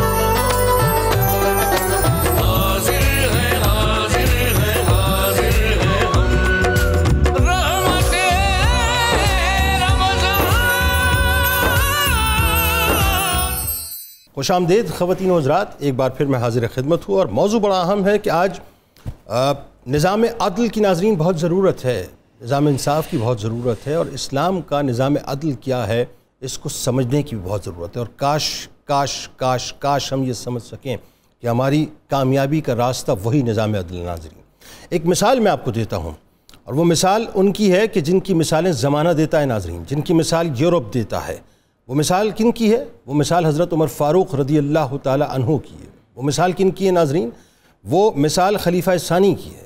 وہ مثال کن کی ہے ناظرین؟ وہ مثال ان کی ہے جن کے بارے میں سرکار علیہ السلام نے فرمایا کہ میرے بعد اگر کوئی نبی ہوتے تو عمر ہوتے، لیکن میں اللہ کا آخری نبی ہوں۔ وہ مثال ان کی ہے ناظرین جن کے راستے سے شیطان اپنے راستے کو بدل دیا کرتا تھا، یعنی پلٹ جایا کرتا تھا، بھاگ جایا کرتا تھا، دفع ہو جایا کرتا تھا، کیونکہ اللہ تعالیٰ نے آپ کو وہ تقوی کا معیار عطا کیا تھا۔ وہ یہ ناظرین کہ قیصر روم نے حضرت عمر بن خطاب رضی اللہ تعالیٰ عنہ کے پاس اپنا ایک قاصد مدینہ شریف میں بھیجا۔ اچھا وہ قاصد جب مدینہ شریف آیا تو اس نے آ کے پوچھا کہ تمہارا بادشاہ کہاں ہے؟ جواب دینے والوں نے بتلایا کہ ہمارے یہاں کوئی بادشاہ نہیں ہوتا۔ اب آپ کے ذہن میں رہے کہ جو ہرقل تھا ناظرین، وہاں پر ظاہر ہے چونکہ رومن امپائر اس کے پاس تھی، اس کے پاس پورا تخت تھا، تو وہ تو اسی تصور کے ساتھ اس کا قاصد آیا تھا کہ یہاں بھی کوئی بادشاہ ہوگا۔ تو جب اسے جواب ملا کہ ہمارے یہاں کوئی بھی بادشاہ نہیں ہوتا، ہاں ہمارے یہاں امیر ہوتے ہیں لیکن وہ اس وقت یہاں موجود نہیں ہیں، وہ شہر سے باہر گئے ہوئے ہیں۔ چنانچہ ناظرین ہوا یہ کہ وہ جو قاصد تھا وہ تلاش کرتے کرتے کرتے کرتے پہنچا جہاں پہ، وہاں پہ اس نے دیکھا کہ ایک شخص ہے، ایک مسلمان لیٹا ہوا ہے، اور عالم یہ ہے کہ بڑی درویشوں والی جو ہے زندگی نظر آتی ہے، یعنی کپڑے جو ہیں وہ عام سے کپڑے ہیں، ریت کے اوپر لیٹے ہوئے ہیں، درہ سرانے رکھا ہوا ہے اور اس کے اوپر آرام کر رہے ہیں۔ اچھا جی، یہ جو درہ ہے نا ناظرین، درہ جو عمر فاروق رضی اللہ تعالیٰ عنہ کا درہ ہے، بڑا مشہور درہ ہے یہ وہ درہ ہے کہ جب آپ کے دست مبارک میں درہ ہوتا تھا تو کوئی شرابی اگر راستے میں آپ کو ٹکرا جائے تو اس درے کے ڈر سے وہ اللہ کے خوف میں مبتلا ہو جائے اور اللہ تعالیٰ اس خوف کے صدقے سے اس کی شراب کو سرکے میں بدل دے. اس درے کا معاملہ یہ تھا ناظرین. اس درے کا معاملہ یہ تھا کہ جس وقت مدینہ شریف میں زلزلے کی کیفیت آئی ناظرین اور زمین لرزنا شروع ہوئی تو عمر فاروق رضی اللہ تعالیٰ عنہ نے اپنا درہ زمین پر مار کر یہ جملہ فرمایا تھا کہ اے زمین تو تھمتی کیوں نہیں ہے؟ کیا تیرے اوپر عمر اس وقت انصاف کرنے کے لیے موجود نہیں ہے؟ یہ کیفیت تھی ناظرین، یہ طاقت تھی اس درے کی اور یہ طاقت تھی اس انصاف کی اور عدل کی اور اس ہستی کی. بہرحال وہ ایک چھوٹی سی لاٹھی تھی ناظرین جو ہر وقت اپنے پاس رکھتے تھے اور نہیں عن المنکر کے لیے اس کو استعمال کیا کرتے تھے. قاصد نے دیکھا تو اس کے دل پہ ایک رقت طاری ہو گئی، ایک کیف طاری ہو گیا کہ یہ شخص دنیا کے بادشاہ جس سے کانپ رہے ہیں، دنیا کی بڑی بڑی امپائر جس سے کانپ رہی ہیں، بڑے بڑے طاقتور ترین لوگ جس سے کانپ رہے ہیں، اسے میں نے اتنا ہی اکیلا اور اطمینان سے سوتا ہوا دیکھا ہے جتنا کسی اور کو نہیں دیکھا. پھر اس نے ایک تاریخی جملے کا ناظرین، وہ تاریخی جملے وہ ہیں کہ کاش آج کے حکمرانوں کو، پھر میں عرض کروں گا، جو میوزیکل چیئر کے ارد گرد رقص کر رہے ہیں، کہیں گورنری چاہیے تو کہیں کچھ چاہیے تو کہیں کچھ چاہیے تو کہیں صدارت چاہیے تو کہیں وزارت عظمیٰ چاہیے تو کہیں وزارتیں چاہیے تو کہیں مشیران کے صف میں نام آ جائے. ارے صاحب صرف اس بات کو سمجھ لیجئے، بات ساری سمجھ آ جائے گی. اللہ تعالیٰ عزت بھی دے دے گا، توقیر بھی دے دے گا، حکومت بھی دے دے گا اور نام بھی دے دے گا اور وہ نام کے رہتی دنیا تک نام رہے گا. کیا تاریخی جملے اس نے کہا؟ اس نے کہا کہ اے عمر، تم نے انصاف کیا اس لیے تم سکون میں ہو. تم نے انصاف کیا اس لیے تم سکون میں ہو اور اطمینان میں ہو. تم نے انصاف کیا اس لیے تم سکون اور اطمینان میں ہو. اور دنیا کے بادشاہ ظالم ہیں اسی لیے وہ خائف بھی ہیں اور ان کی نیندیں بھی اڑی ہوئی ہیں. یہ جملہ ناظرین پیمانہ ہے سمجھنے کا کہ جو انصاف کرتا ہے، عدل کرتا ہے، وہ سکون میں رہتا ہے، اور جو کسی نہ کسی طور سے ظلم کرتا ہے اس کی نیندیں بھی اڑی رہتی ہیں اور وہ اپنی حکومت کے آنے اور جانے کے حوالے سے خائف بھی رہتا ہے. اللہ تعالیٰ ہمیں عقل سلیم عطا کرے. آغاز کرتے ہیں. دو شخصیات ہمارے ساتھ موجود ہیں، یقیناً کسی تعارف کی محتاج نہیں. پہلی شخصیت میرے بائیں جانب ممتاز عالم دین، میرے دل کے بہت قریب، بہت حسین گفتگو کرتے ہیں، جناب مفتی محمد فاروق القادری صاحب. اور دوسری شخصیت میرے دائیں جانب ممتاز ماہر تعلیم جناب ڈاکٹر فرحان خان عباسی صاحب. دونوں احباب کو ایک بار پھر خوش آمدید. السلام علیکم. مفتی صاحب، اس سے قبل کہ ہم بات کا آغاز کریں، ایک سوال جو اس وقت بہت سرکولیٹ ہوا ہوا ہے اور وہ کلپ بھی بہت سرکولیٹ ہوا ہوا ہے، اس میں سنن ابی داؤد کا جو حوالہ دیا جاتا ہے حدیث کا، جس کا مفہوم کچھ یوں ملتا ہے کہ تم میں سے کسی شخص کا ہاتھ کھانے میں ہو اور آذان شروع ہو جائے تو وہ اپنا کھانا کھا لے. اس سے جو ایک پبلکلی پرسیپشن بن رہا ہے وہ یہ بن رہا ہے صاحب کہ جب سحری ہم کر رہے ہوتے ہیں اور جس وقت تکبیر کی صدا بلند ہوتی ہے تو کوئی مسئلہ نہیں ہے، ہم کھانا کھاتے رہیں، یعنی ہمیں مارجن ہے. اس کی ذرا کیٹیگوریکل وضاحت کیجئے کہ ہے کیا بیسکلی؟ اصل میں یہ بات قرآن کے خلاف ہے. اچھا. مسئلہ یہ ہے کہ جیسے ہی فجر کا وقت شروع ہو، وقت فجر کے آغاز میں پہلی ساعت، پہلے لمحے میں ہی آپ نے کھانا پینا روک دینا ہے. ٹھیک ہے. قرآن مجید میں اللہ تعالیٰ نے فرمایا کلوا واشربوا حتی یتبین لکم الخیط الاسود خیط الابیض من الخیط الاسود من الفجر. جیسے ہی فجر میں پہلی ساعت کا آغاز ہو تم کھانا پینا بند کر دو. ٹھیک ہے. اسی طرح حضرت سیدنا ابن عمر سے اور ام المومنین سیدہ عائشہ صدیقہ سے حدیث امام بخاری و مسلم نے روایت کی ہوئی. عہد رسالت میں ہوتا یہ تھا کہ فجر سے کے وقت دو اذانیں ہوتی تھیں. اچھا، وہ کیسے؟ ایک ہوتی تھی تہجد کی اذان جسے حضرت بلال دیتے، اور ایک ہوتی تھی فجر کی اذان جسے حضرت ابن ام مکتوم دیتے. ٹھیک. نبی اکرم صلی اللہ علیہ وسلم نے فرمایا ان کلو واشربو. ٹھیک. ان بلالا یؤذن باللیل. بلال رات کی اذان دیتا ہے، تہجد کی دیتا ہے، تم کھاؤ پیو. اچھا اچھا اچھا. حتی یؤذن ابن ام مکتوم. ہاں، جب ابن ام مکتوم کی اذان شروع ہو، جیسے ہی وقت ہو تم کھانا پینا بند کر دو. یعنی نشانی اس سے یہ بات واضح ہو گئی کہ وہ جو آپ نے حدیث پاک پڑھی ہے اس کا مصداق ہے تہجد کی اذان. کہ اگر تہجد کی اذان ہو رہی ہے اور آپ کھا پی رہے ہیں تو کھاتے پیتے رہیں. ٹھیک ہے. کیونکہ وہ سحر کا ہی وقت ہے، فجر کے وقت کا آغاز نہیں ہوا. ٹھیک ہے. لیکن جیسے ہی فجر کا وقت شروع ہوگا، چاہے اذان ہو رہی ہے یا نہیں ہو رہی، کیونکہ قرآن یہی کہتا ہے نا کہ جیسے ہی فجر کے وقت کا آغاز ہوتا ہے تو تم کھانا پینا روک دو. اچھا، اب فجر کے وقت کے آغاز کے بعد اذان ہوتی ہے اذان تو بعد میں ہوتی ہے، بعد میں ہوتی ہے، وہی وقت پہلے شروع ہو اس جاتا کا ہے۔ مطلب یہ ہوا جو علماء کرام خاص طور پہ اس حوالے سے احتیاط بتلاتے ہیں، میری تصحیح فرمائیے گا کہ یہ وہ اسی لیے کہتے ہیں کہ 2-5 منٹ آپ احتیاطاً پہلے بند کر لیں، احتیاط یہ ہے آزان کہ سے آپ پہلے بند کر دیں تاکہ ممکن ہے مؤذن صاحب نے اذان لیٹ شروع کی ہو، تھوڑی سی انہیں تاخیر ہو گئی ہو اور آپ ان کے بھروسے اپنا روزہ ضائع کر لیں۔ وقت فجر کا لحاظ رکھنا ہے۔ آج کل تو بڑا آسان ہے، آپ کے پاس ایپس موجود ہیں، ٹھیک ہے، پورے اوقات 5 نمازوں کے، سحر کے، فجر کا وقت کب شروع ہو رہا ہے، زوال کب شروع ہو رہا ہے، تو اس وقت کو فالو کر کے اپنے سحر کا اختتام۔ آخری جملہ، آخری سوال، اگر آزان ہو گئی، جی اللہ اکبر، تکبیر بلند ہو گئی، اب کیا کیا جائے گا کہ کھانا ہاتھ میں یا کچھ ہاتھ میں یا کھا رہے ہوں؟ رکھ دیں گے، حتیٰ کہ منہ میں لقمہ بھی ہے تو اسے باہر نکال دیں گے، اسے حلق سے نیچے نہیں اتاریں گے۔ ٹھیک ہے، بالکل، بہت وضاحت ہوگی، بہت خوبصورت وضاحت ہو گئی۔ اب ذرا یہ بتائیے، جو ابتدا ہم کرتے ہیں، ذرا ابتدا میں ہم ظاہر گفتگو کی سرکار علیہ السلام کے عدل کے حوالے سے، اب چاروں خلفائے راشدین کو جب ہم دیکھتے ہیں تو یہ ایک ایسی جھرمٹ نظر آتی ہے کہ جہاں پہ ہمیں عدل کے علاوہ دوسری بات ہی نظر نہیں آتی، اور سرکار علیہ السلام کا پرتاؤ اس کو آپ نے جو ہے وہ اپنی زندگیوں میں بھی نافذ کیا اور معاشرے میں بھی نافذ کیا، بتائیے ذرا۔ دیکھیے جی، سیدنا صدیق اکبر کے دور میں قاضل قضات، چیف جسٹس اسلامک اسٹیٹ کے، ریاست مدینہ کے حضرت علی مرتضیٰ تھے۔ اللہ اکبر، آپ مجھے بتائیے انصاف کا عالم کیا ہوگا؟ انصاف کا عالم کیا تھا؟ ہائے ہائے ہائے، پھر حضرت عمر کے دور میں بھی حضرت علی تھے، ہائے ہائے ہائے، سبحان اللہ، حضرت عثمان غنی کے دور میں بھی حضرت علی چیف جسٹس، اللہ قاضل اکبر، قضات، اللہ اکبر، اسلام عدل کا بول بالا تھا۔ حضرت عمر کے دور کی آپ کو مثال دوں کہ عدل کے معاملے میں ان کے ہاں بالکل تفریق نہیں تھی کہ یہ اپنا ہے یا پرایا ہے، یہ ہمارا عزیز اور محبوب ہے یا کوئی دور کا ہے، یا مسلمان ہے یا غیر مسلم ہے، واہ واہ مسلمان نیا ہے یا پرانا ہے، واہ، کوئی تفریق نہیں۔ عدل کا نظام نافذ کرتے ہوئے سب کو ایک جیسا رکھا جاتا ہے۔ اب دیکھیں، غسان کا ایک بادشاہ اسلام قبول کر لیتے ہیں، جبلہ بن اہم، بالکل جبلہ اسلام قبول کر لیتے ہیں، کیا اچھی مثال ہے۔ حضرت عمر کے ساتھ آئے بیت اللہ کا طواف کرنے، دوران طواف ان کی چادر پر ایک غریب عام سے مسلمان کا پاؤں آ گیا۔ آئے ہائے ہائے، جبلہ نے یہ دیکھا تو ابھی تک ان میں وہ بادشاہ والی کرو فر موجود، کرو فر موجود تھا۔ انہوں نے کھینچ کے ان کے گال پر تھپڑ مارا، وہ تھپڑ اتنا زوردار تھا کہ اس مسلمان کے دانت بھی ٹوٹ گئے، صحابی کے 2 دانت ٹوٹ۔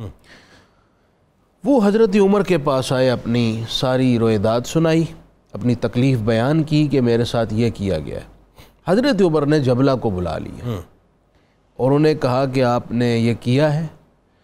انہوں نے اقرار کیا، جی ہاں میں نے اس کو تھپڑ مارا ہے، اور یہ اگر حرم کے اندر نہ ہوتا، جان سے مار دیتا ہوں، ورائے حرم ہوتا تو میں اس کو جان سے مار ڈالتا۔ یہی دھمکی، اس کی جرت کیسے ہوئی میری چادر کے اوپر پاؤں رکھنے کی؟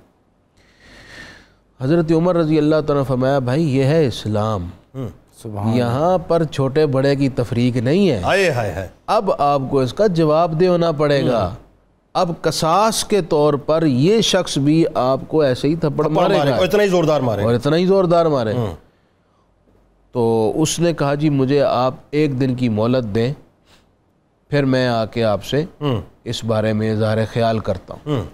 حضرت عمر رضی اللہ تعالیٰ نے اس شخص سے پوچھا، کیا آپ مہلت دیتے ہیں؟ کیا آپ مہلت دیتے ہیں؟ کیونکہ مدعی آپ ہیں۔ اس نے کہا، جی میں 1 دن کی مہلت دینے کو تیار ہوں۔ اس نے مہلت کے بہانے وہ یہاں سے بھاگا، شام پلٹ گیا اور دین حق اسلام چھوڑ گیا۔ لیکن حضرت عمر نے لیکن کمپرومائز، حضرت عمر نے اس حوالے سے کمپرومائز نہیں کیا۔ واہ واہ واہ، عدل کے معاملے میں اسلام اتنا سخت ہے، یہ کسی کی پرواہ نہیں کرتا۔ اور یہی میرا خیال ہے، یہی لیکنگ ہے۔ ہم جو بنیادی طور پہ ہم نے، میں عموماً کہتا ہوں کہ ہم نے ایک جو کاکٹیل سوسائٹی بنا دی ہے کہ برطانوی سامراج کے قوانین کو ہم نے اپنے قوانین کے ساتھ مرج کر کے اتنی لینینسی پیدا کر دی ہے۔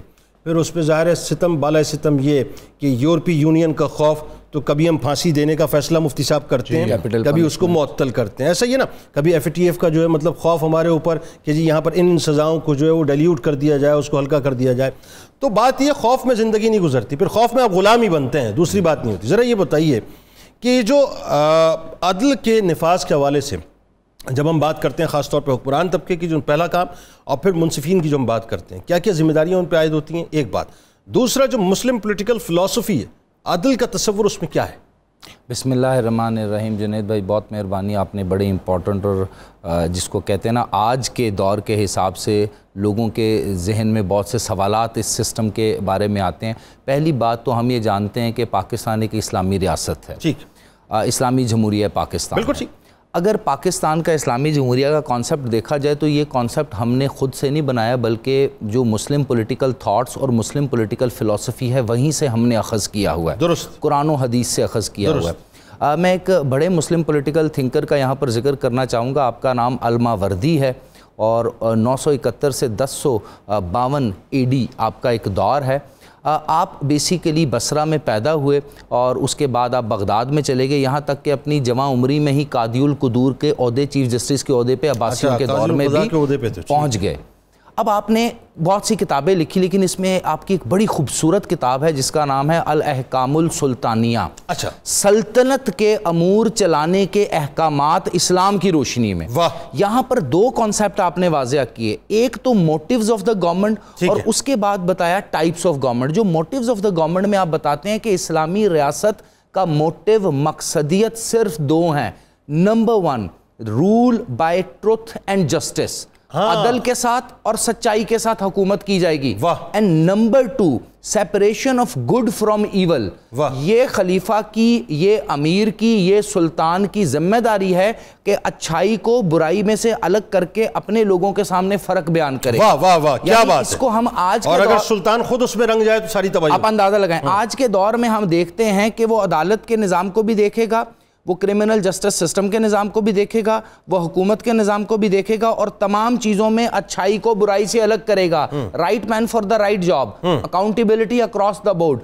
کوئی بندہ کسی سے بالا تر نہیں، سپریمیسی آف لا. یہ بیسک ٹینٹس ہیں جو آج کے ویسٹ نے، آج کے مغرب نے اڈاپٹ کیے ہیں. یہ الماوردی کی احکام السلطانیہ کتاب میں سے پورے کے پورے مغرب میں، ایون کہ امریکہ میں سیپریشن آف جو پاور کا کانسیپٹ ہے جو مونٹیسکی کے نام سے مشہور کیا گیا، یہ بیسیکلی الماوردی کا کانسیپٹ ہے. دوسری بات دیکھیں مونٹیسکی اور الماوردی میں 1000 سال کا فرق ہے. تو پہلے جس نے بات کی بات تو اسی کی. دوسری بات یہ بالکل اس طرح کی بات ہے کہ میگنا کارٹا کی مثال لوگ دیتے ہیں. جی پہلے بات تو حجت الوداع کی ہے، سوشل کانٹریکٹ تو حجت الوداع میں ہو چکا تھا. اچھا دوسری بات اس نے جب فارم آف گورنمنٹس کی تو وہ کہتا ہے حکومتیں صرف دنیا میں 2 قسم کی ہو سکتی ہیں، ریاستیں بھی 2 مقاصد پہ بن سکتی ہیں. ایک the government or the state formed on reason. انسان اپنی ججمنٹ، اپنے وزڈم، اپنی ریزن پہ ریاست بنائے، سوشل کانٹریکٹ کرے، سماج میں ایگیلیٹیرین سوسائٹی بنا دے. یا پھر the government or the state formed on the basis of the principle of شریعہ، یعنی ڈیوائن اوریجن کے اوپر، اللہ کی انسٹرکشن کے اوپر، قرآن و حدیث کے مطابق جو حکومت بنے. اس طرح آپ نے الماوردی نے دنیا میں 2 نظاموں کو بھی بتا دیا. ایک اللہ کا نظام ہوگا، ایک انسانی ذہن کا نظام ہوگا. لیکن ٹلڈ کہاں رکھا اپنا؟ جی، اور میں وہی گزارش کر رہا ہوں. آپ نے یہ بتایا کہ جو وزڈم کا سرچشمہ ہے وہ اللہ تعالیٰ ہے. واہ، ٹل وہیں آ گیا نا. جی، جب اللہ تعالیٰ وزڈم کا سرچشمہ ہے، اس نے اس کائنات کو تخلیق کیا اور وہ سمجھتا ہے کہ انسان کی خامیاں کیا ہیں، اچھائیاں کیا ہیں، انسان کے لیے بہتر معاشی، سیاسی، سماجی نظام کون سا ہے، تو اس نے اپنے انبیاء کرام کے تھرو وہ پورا نظام سسٹم دیا. اور اسلام کو سر ایک اور ترہ امتیاز حاصل ہے، شریعہ محمدی صلی اللہ علیہ وآلہ وسلم خاتم النبیین، یعنی نبی پاک صلی اللہ علیہ وسلم ایک بہت بڑے آپ سمجھ لیں سپہ سالار بھی ہیں، چیف جسٹس بھی ہیں، حکمران بھی ہیں، لیڈر بھی ہیں، خاتم النبیین بھی ہیں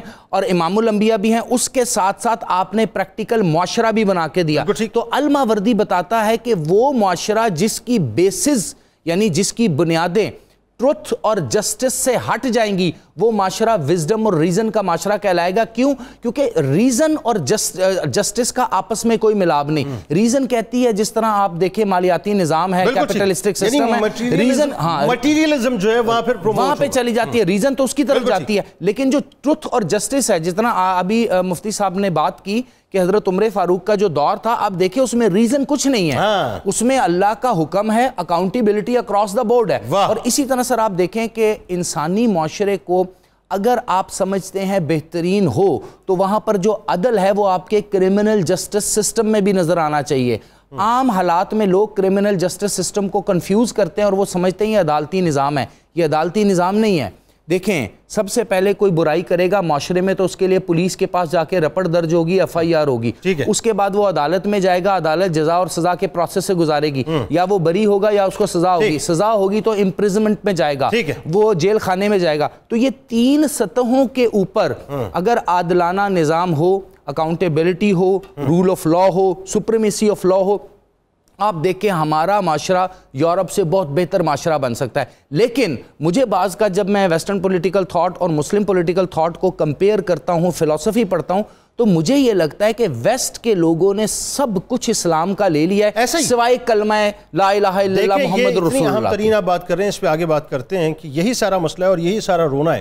یعنی آپ سوچئے جس ملک کا تھانہ کلچر آج تک ٹھیک نہیں ہو پایا, وہاں پر آپ انصاف کی کیا بات کریں؟ جس ملک کا عدالتی کلچر ٹھیک نہیں ہو پایا. سر دیکھیں نا 22 لاکھ 25 لاکھ کیسز آپ کے. سر میں نے آج سے چند سال پہلے ایک ٹرم کوائن کی تھی, ایک آرٹیکل لکھا تھا جوڈیشل اکانومی, یعنی ہمارے ہاں عدالتی معیشت ہے, پوری کی پوری معیشت, پورے کے پورے سلسلے, پورے گھر چل رہے ہوتے ہیں اگر یہ عدل پہ آپ نظام لے آئیں. بالکل صحیح بات ہے, وہی بات ہے ناظرین. وہ وقفے سے پہلے جب بات کر رہے تھے یہ تف ہے ظاہر ہے اس معاشرے پہ کہ جہاں 50 روپے پر قرآن پہ ہاتھ رکھ کے جو ہے وہ اپنا گواہی دے دی جائے اور اس گواہی کو مان لیا جائے, وہاں پھر آپ کہاں جسٹس کی بات کریں اور کہاں عدالتی نظام کی اور کہاں انصاف کی آپ بات کریں. لیاقت صاحب ہمارے ساتھ ہیں بلوچستان سے. السلام علیکم. وعلیکم السلام سر, کیسے مزاج, خیریت؟ جی الحمدللہ, آپ ٹھیک ہیں؟ خیر سر, امن امان. جی کیا پوچھنا چاہتے ہیں؟ سر پہلے تو میں 1 منٹ چاہوں گا کہ آپ کا الحمدللہ پروگرام میرا پورا فیملی ہر شام کو رمضان میں وہ دیکھتے رہتے ہیں, بہت موضوع ہوتے ہیں, ہم سمجھنے کا موقع ملتا ہے سر, فیملی میرا دیکھتا ہے. آپ کا پیار, میرا سلام آپ کی فیملی کو پیش کیجئے گا. بتائیے کیا پوچھنا چاہتے ہیں؟ ہاں سر مہربانی, میں کوئٹہ سے. سر سوال میرا یہ تھا کہ اسلام کے بارے میں ایک سوال ہے جو سائے سطح سر جو کتابیں ہیں, ہاں سائے سطح یعنی کہ 6 کتابیں, یعنی کہ اس کے بارے میں سر معلوم کرنے ہر ایک کتاب کی یعنی کہ فضیلت کے لحاظ سے یعنی کہ پڑھنے کے لحاظ سے یہ کیسے بیان کی گئے ہیں. سیاست کے حوالے سے آپ کو بتاتے ہیں, بالکل بتاتے ہیں. بہت شکریہ ان کی فضیلت کیا ہے اور مطلب ان کی ظاہر اہمیت کیا ہے, بالکل آپ کو بتاتے ہیں. ایک اور کالر ہیں شاہ رخ صاحب کراچی سے. السلام علیکم. وعلیکم السلام, آپ کو اور آپ کے تمام معزز مہمانوں کو میری طرف سے رمضان مبارک. جی آپ کو بہت بہت مبارک جناب, فرمائیے کیا پوچھنا چاہتے ہیں؟ میرا سوال تھوڑا سا ایک ان کے تہ دلی سے سوال ہے کہ ہمارے یہاں جو میرے گھر میں والد صاحب ہیں ان کے ساتھ میری بنتی نہیں ہے. کس کی نہیں بنتی؟ میری نہیں بنتی ذاتی طور پہ. میں سمجھا نہیں. رمضان میں ہمارے مطلب میرے والد صاحب سے میرے تعلقات. اچھا آپ کے والد صاحب سے آپ کے تعلقات اچھے نہیں ہیں, ٹھیک ہے. جی تو بھی رمضان کے مہینے میں ہم لوگ ایک ساتھ ایک ٹیبل پہ افطاری بھی نہیں کرتے. وہ اپنے افطاری بھی آپ نے ساتھ نہیں کی ہے؟ ساتھ ایک بار بھی نہیں, پورے رمضان. ہو تو وجہ کیا, وہ ناراض ہیں آپ ناراض ہیں؟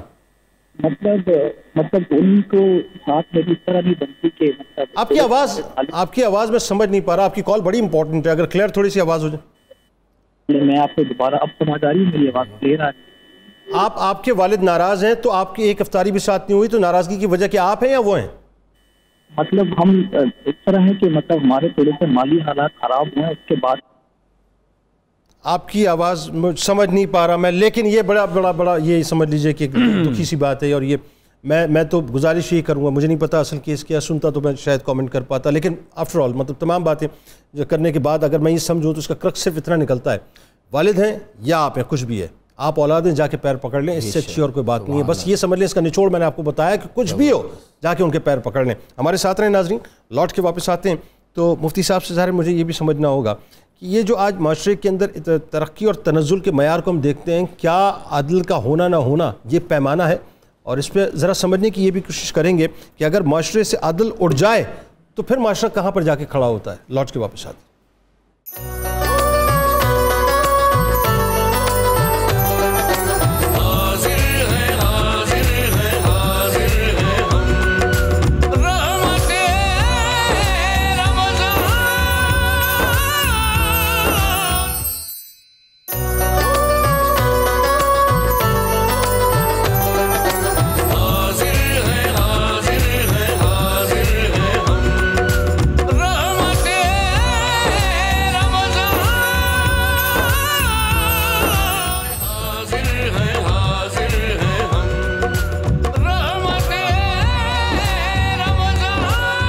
خوش آمدید خواتین و حضرات, آپ کی کالز بھی شامل کرتے رہیں گے, آپ ہمیں کال کیجئے, دروازے آپ کے لیے کھلے ہوئے ہیں. اور آج بات ہو رہی ہے ظاہر عدل کے حوالے سے کہ اسلام کا جو نظام عدل ہے وہ کیا ہے, اور آج ہم نے کس حد تک اس کو فراموش کر دیا ہے, کہاں پر آ کے ہم کھڑے ہو گئے. پہلے تو ذرا ایک جو سوال آیا لیاقت صاحب کو بلوچستان سے, یہ سیاہ ستہ کے حوالے سے کہ جی مطلب یہ کتب جو پڑھنا اس کی فضیلت کیا ہے؟ سیاہ ستہ میں دراصل لکھنے والوں نے یہ اہتمام کیا ہے کہ انہوں نے صحت کے اعلیٰ معیار کو مد نظر رکھا ہے. تو ہم کہہ سکتے ہیں کہ سیاہ ستہ میں اکثر احادیث صحت کے اعلیٰ معیار کے ساتھ پائی جائیں گی. بالکل, اور آپ پڑھیں, ضرور اس سے استفادہ کریں. بالکل ٹھیک. آپ ذرا یہ بتائیے, معاشرے کی ترقی اور تنزلی میں عدل کا کس حد تک کردار ہے؟ بہت بڑا کردار ہے. وہ معاشرہ, وہ نظام جس میں عدل نہ ہو وہ قائم رہ ہی نہیں سکتا. ٹھیک ہے. مشہور منسوب فرمان ہے حضرت علی کی طرف کہ کفر کی سلطنت تو قائم رہ سکتی ہے, ظلم کی سلطنت قائم نہیں رہ سکتی. عدل کا نہ ہونے کا مطلب ہے ظلم کا ہونا, نا انصافی کا ہونا. جب کسی مظلوم کو انصاف نہیں ملے گا تو وہ قانون ہاتھ میں لے گا. بالکل.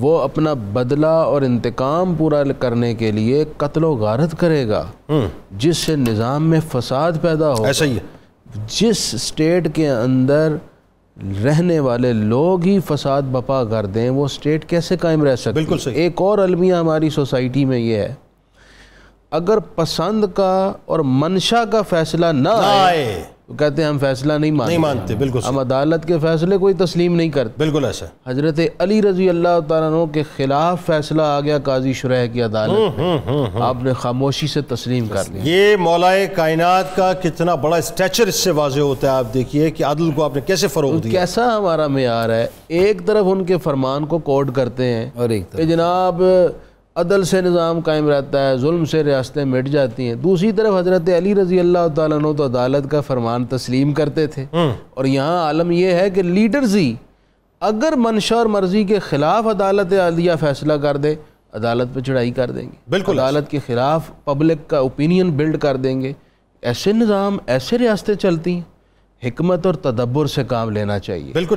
ایک اور بات میں عدالتوں کے سپرد کرنا چاہتا ہوں. اس وقت ہماری جیلوں میں, کیونکہ میرا جیلوں میں کام ہے, آپ جاتے رہتے ہیں الحمدللہ, قیدیوں میں جاتا ہوں, ان کے انٹرویوز بھی کرتا ہوں, ان کے جو ہمارے اپنے پالیسیاں ہم کام کرتے ہیں, تو قیدیوں میں بیشتر قیدی ایسے ہیں جو بے گناہ ہیں, جن کے خلاف ناجائز مقدمات بنائے گئے. بیچارے وہ بیل کرانے کے پیسے بھی نہیں ہیں ان کے پاس پیسے بھی نہیں. بالکل صحیح. اپیل کرنے والا کوئی نہیں. اپیل کرنے والا کوئی نہیں. ان مظلوموں کی فریاد بھی سنیں. اسی طرح جن پر دیتیں ہیں اور وہ عرصہ دراز سے جیل میں ہیں, دیت کے پیسے نہیں ہیں, صحیح, ان کو سال بعد ہوتا ہے ثواب دیدی اختیار وزیر اعلیٰ کے پاس, وہ معاف کرتے ہوتے ہیں. سر میں تو آپ کی جو بات آپ نے کی اتنی ریلیونٹ ہے, میں کہتا ہوں جہاں ہمارے یہاں بہت سے فضول کام ہو رہے ہوتے ہیں, یہاں اگر ایک کام اس طرح سے ہو جائے کہ ہماری تمام جتنی بھی قابل احترام عدالتیں ہیں اگر وہ اس ایشو کو اس طرح سے ٹیک اپ کرے. بات آپ نے بہت زبردست کی اور میرے ذہن میں خیال بھی آ گیا کہ صحابہ کرام رضوان اللہ تعالیٰ علیہ مجمعین کی, بلکہ سرکار علیہ السلام کے دور میں, یعنی جو قیدی ہوتے تھے رمضان المبارک کے آنے سے پہلے جن کے نرم کیسز ہوتے تھے انہیں ریلیز کر دیا جاتا. حضور علیہ السلام کا خود فرمان ہے بخاری میں, فک العانی, کہ قیدیوں کو آزاد کر. تو اس رمضان میں اگر تمام پاکستان کی عدالتیں جو ہیں اس ایشو کو ٹیک اپ کر لیں کہ جتنے بھی جیل خانہ جات میں ایسے قیدی ہیں جن کے اوپر بلا وجہ کے کیسز ہیں, جی ہاں, اگر ان کو ٹیک اپ معمولی کیسز ہیں ان کو ریلیز کر دیں تو کتنا بڑا کام ہو جائے گا. بالکل, یہ بہت بڑا کام ہوگا. وہ قیدی جو سوسائٹی کے لیے کسی نقصان اور ضرر کا باعث ہے, ہم ان کی بات ہی نہیں کر رہے. بالکل ٹھیک ہے. جن کا انفرادی جرائم ہے, یا بعض قیدی ایسے ہیں جو گھریلو ناچاکیوں کی وجہ سے ایک نے, اچھا ایسا بھی ہوتا ہے ہمارے ہاں کہ لڑائی ہوتی ہے, اب اپنے مد مقابل کو پھنسانے کے لیے خود ہی ایک زخم لگایا, میڈیکل جھوٹا لیا اور جا کر اس کو اپنی گاڑی پہ بلٹ مار دیا. اچھا یہ بھی عدل کے خلاف ہے. جنید بھائی, عدل صرف عدالت نہیں کرنا, عدل میں نے بھی کرنا ہے. بالکل صحیح. عدل آپ نے بھی کرنا ہے.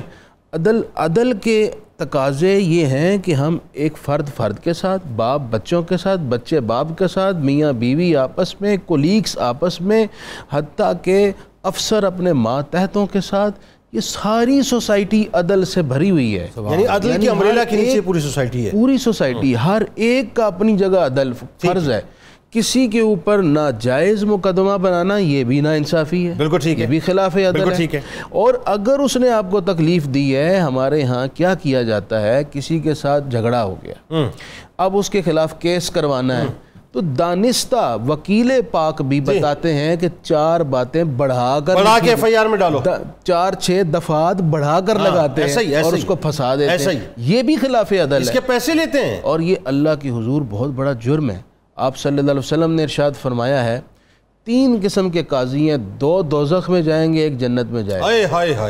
ایک قاضی وہ ہے جس نے حق سمجھا، حق کے مطابق فیصلہ کیا، حضور نے فرمایا وہ جنت میں چلا جائے گا۔ دوسرا قاضی وہ ہے جس نے حق کو جانتے ہوئے دانستہ ناجائز خلاف حق فیصلہ کیا، دوزخی ہے۔ اللہ۔ دوسرا فرمایا ہے وہ قاضی جس نے حق جاننے کی کوشش نہیں کی، جہالت میں رہ کر فیصلہ کیا خلاف حق، وہ بھی دوزخ میں جائے۔ اللہ، کیونکہ اس نے حق کی تحقیق کیوں نہ کی، حق تک رسائی کیوں نہ پائی تاکہ درست فیصلہ کر سکے۔ یعنی ہمارے یہاں تو آپ دیکھیے کہ عام آدمی سے لے کے تھانہ کلچر اور تھانہ کلچر سے لے کے عدالتوں تک ہر جگہ آپ کو ایسا لگتا ہے کہ لفظ عدل جو ہے اس کو تلاش کیا جاتا ہے لیکن وہ کہیں نظر نہیں آتا ہمیں۔ میں یہ سمجھتا ہوں عدل لفظ مظلوم ہو گیا ہے، ہر ایک اس کو اپنے مطلب کے لیے یوز کرتا ہے، استعمال کرتا ہے، بالکل ایسی ہی بات ہے۔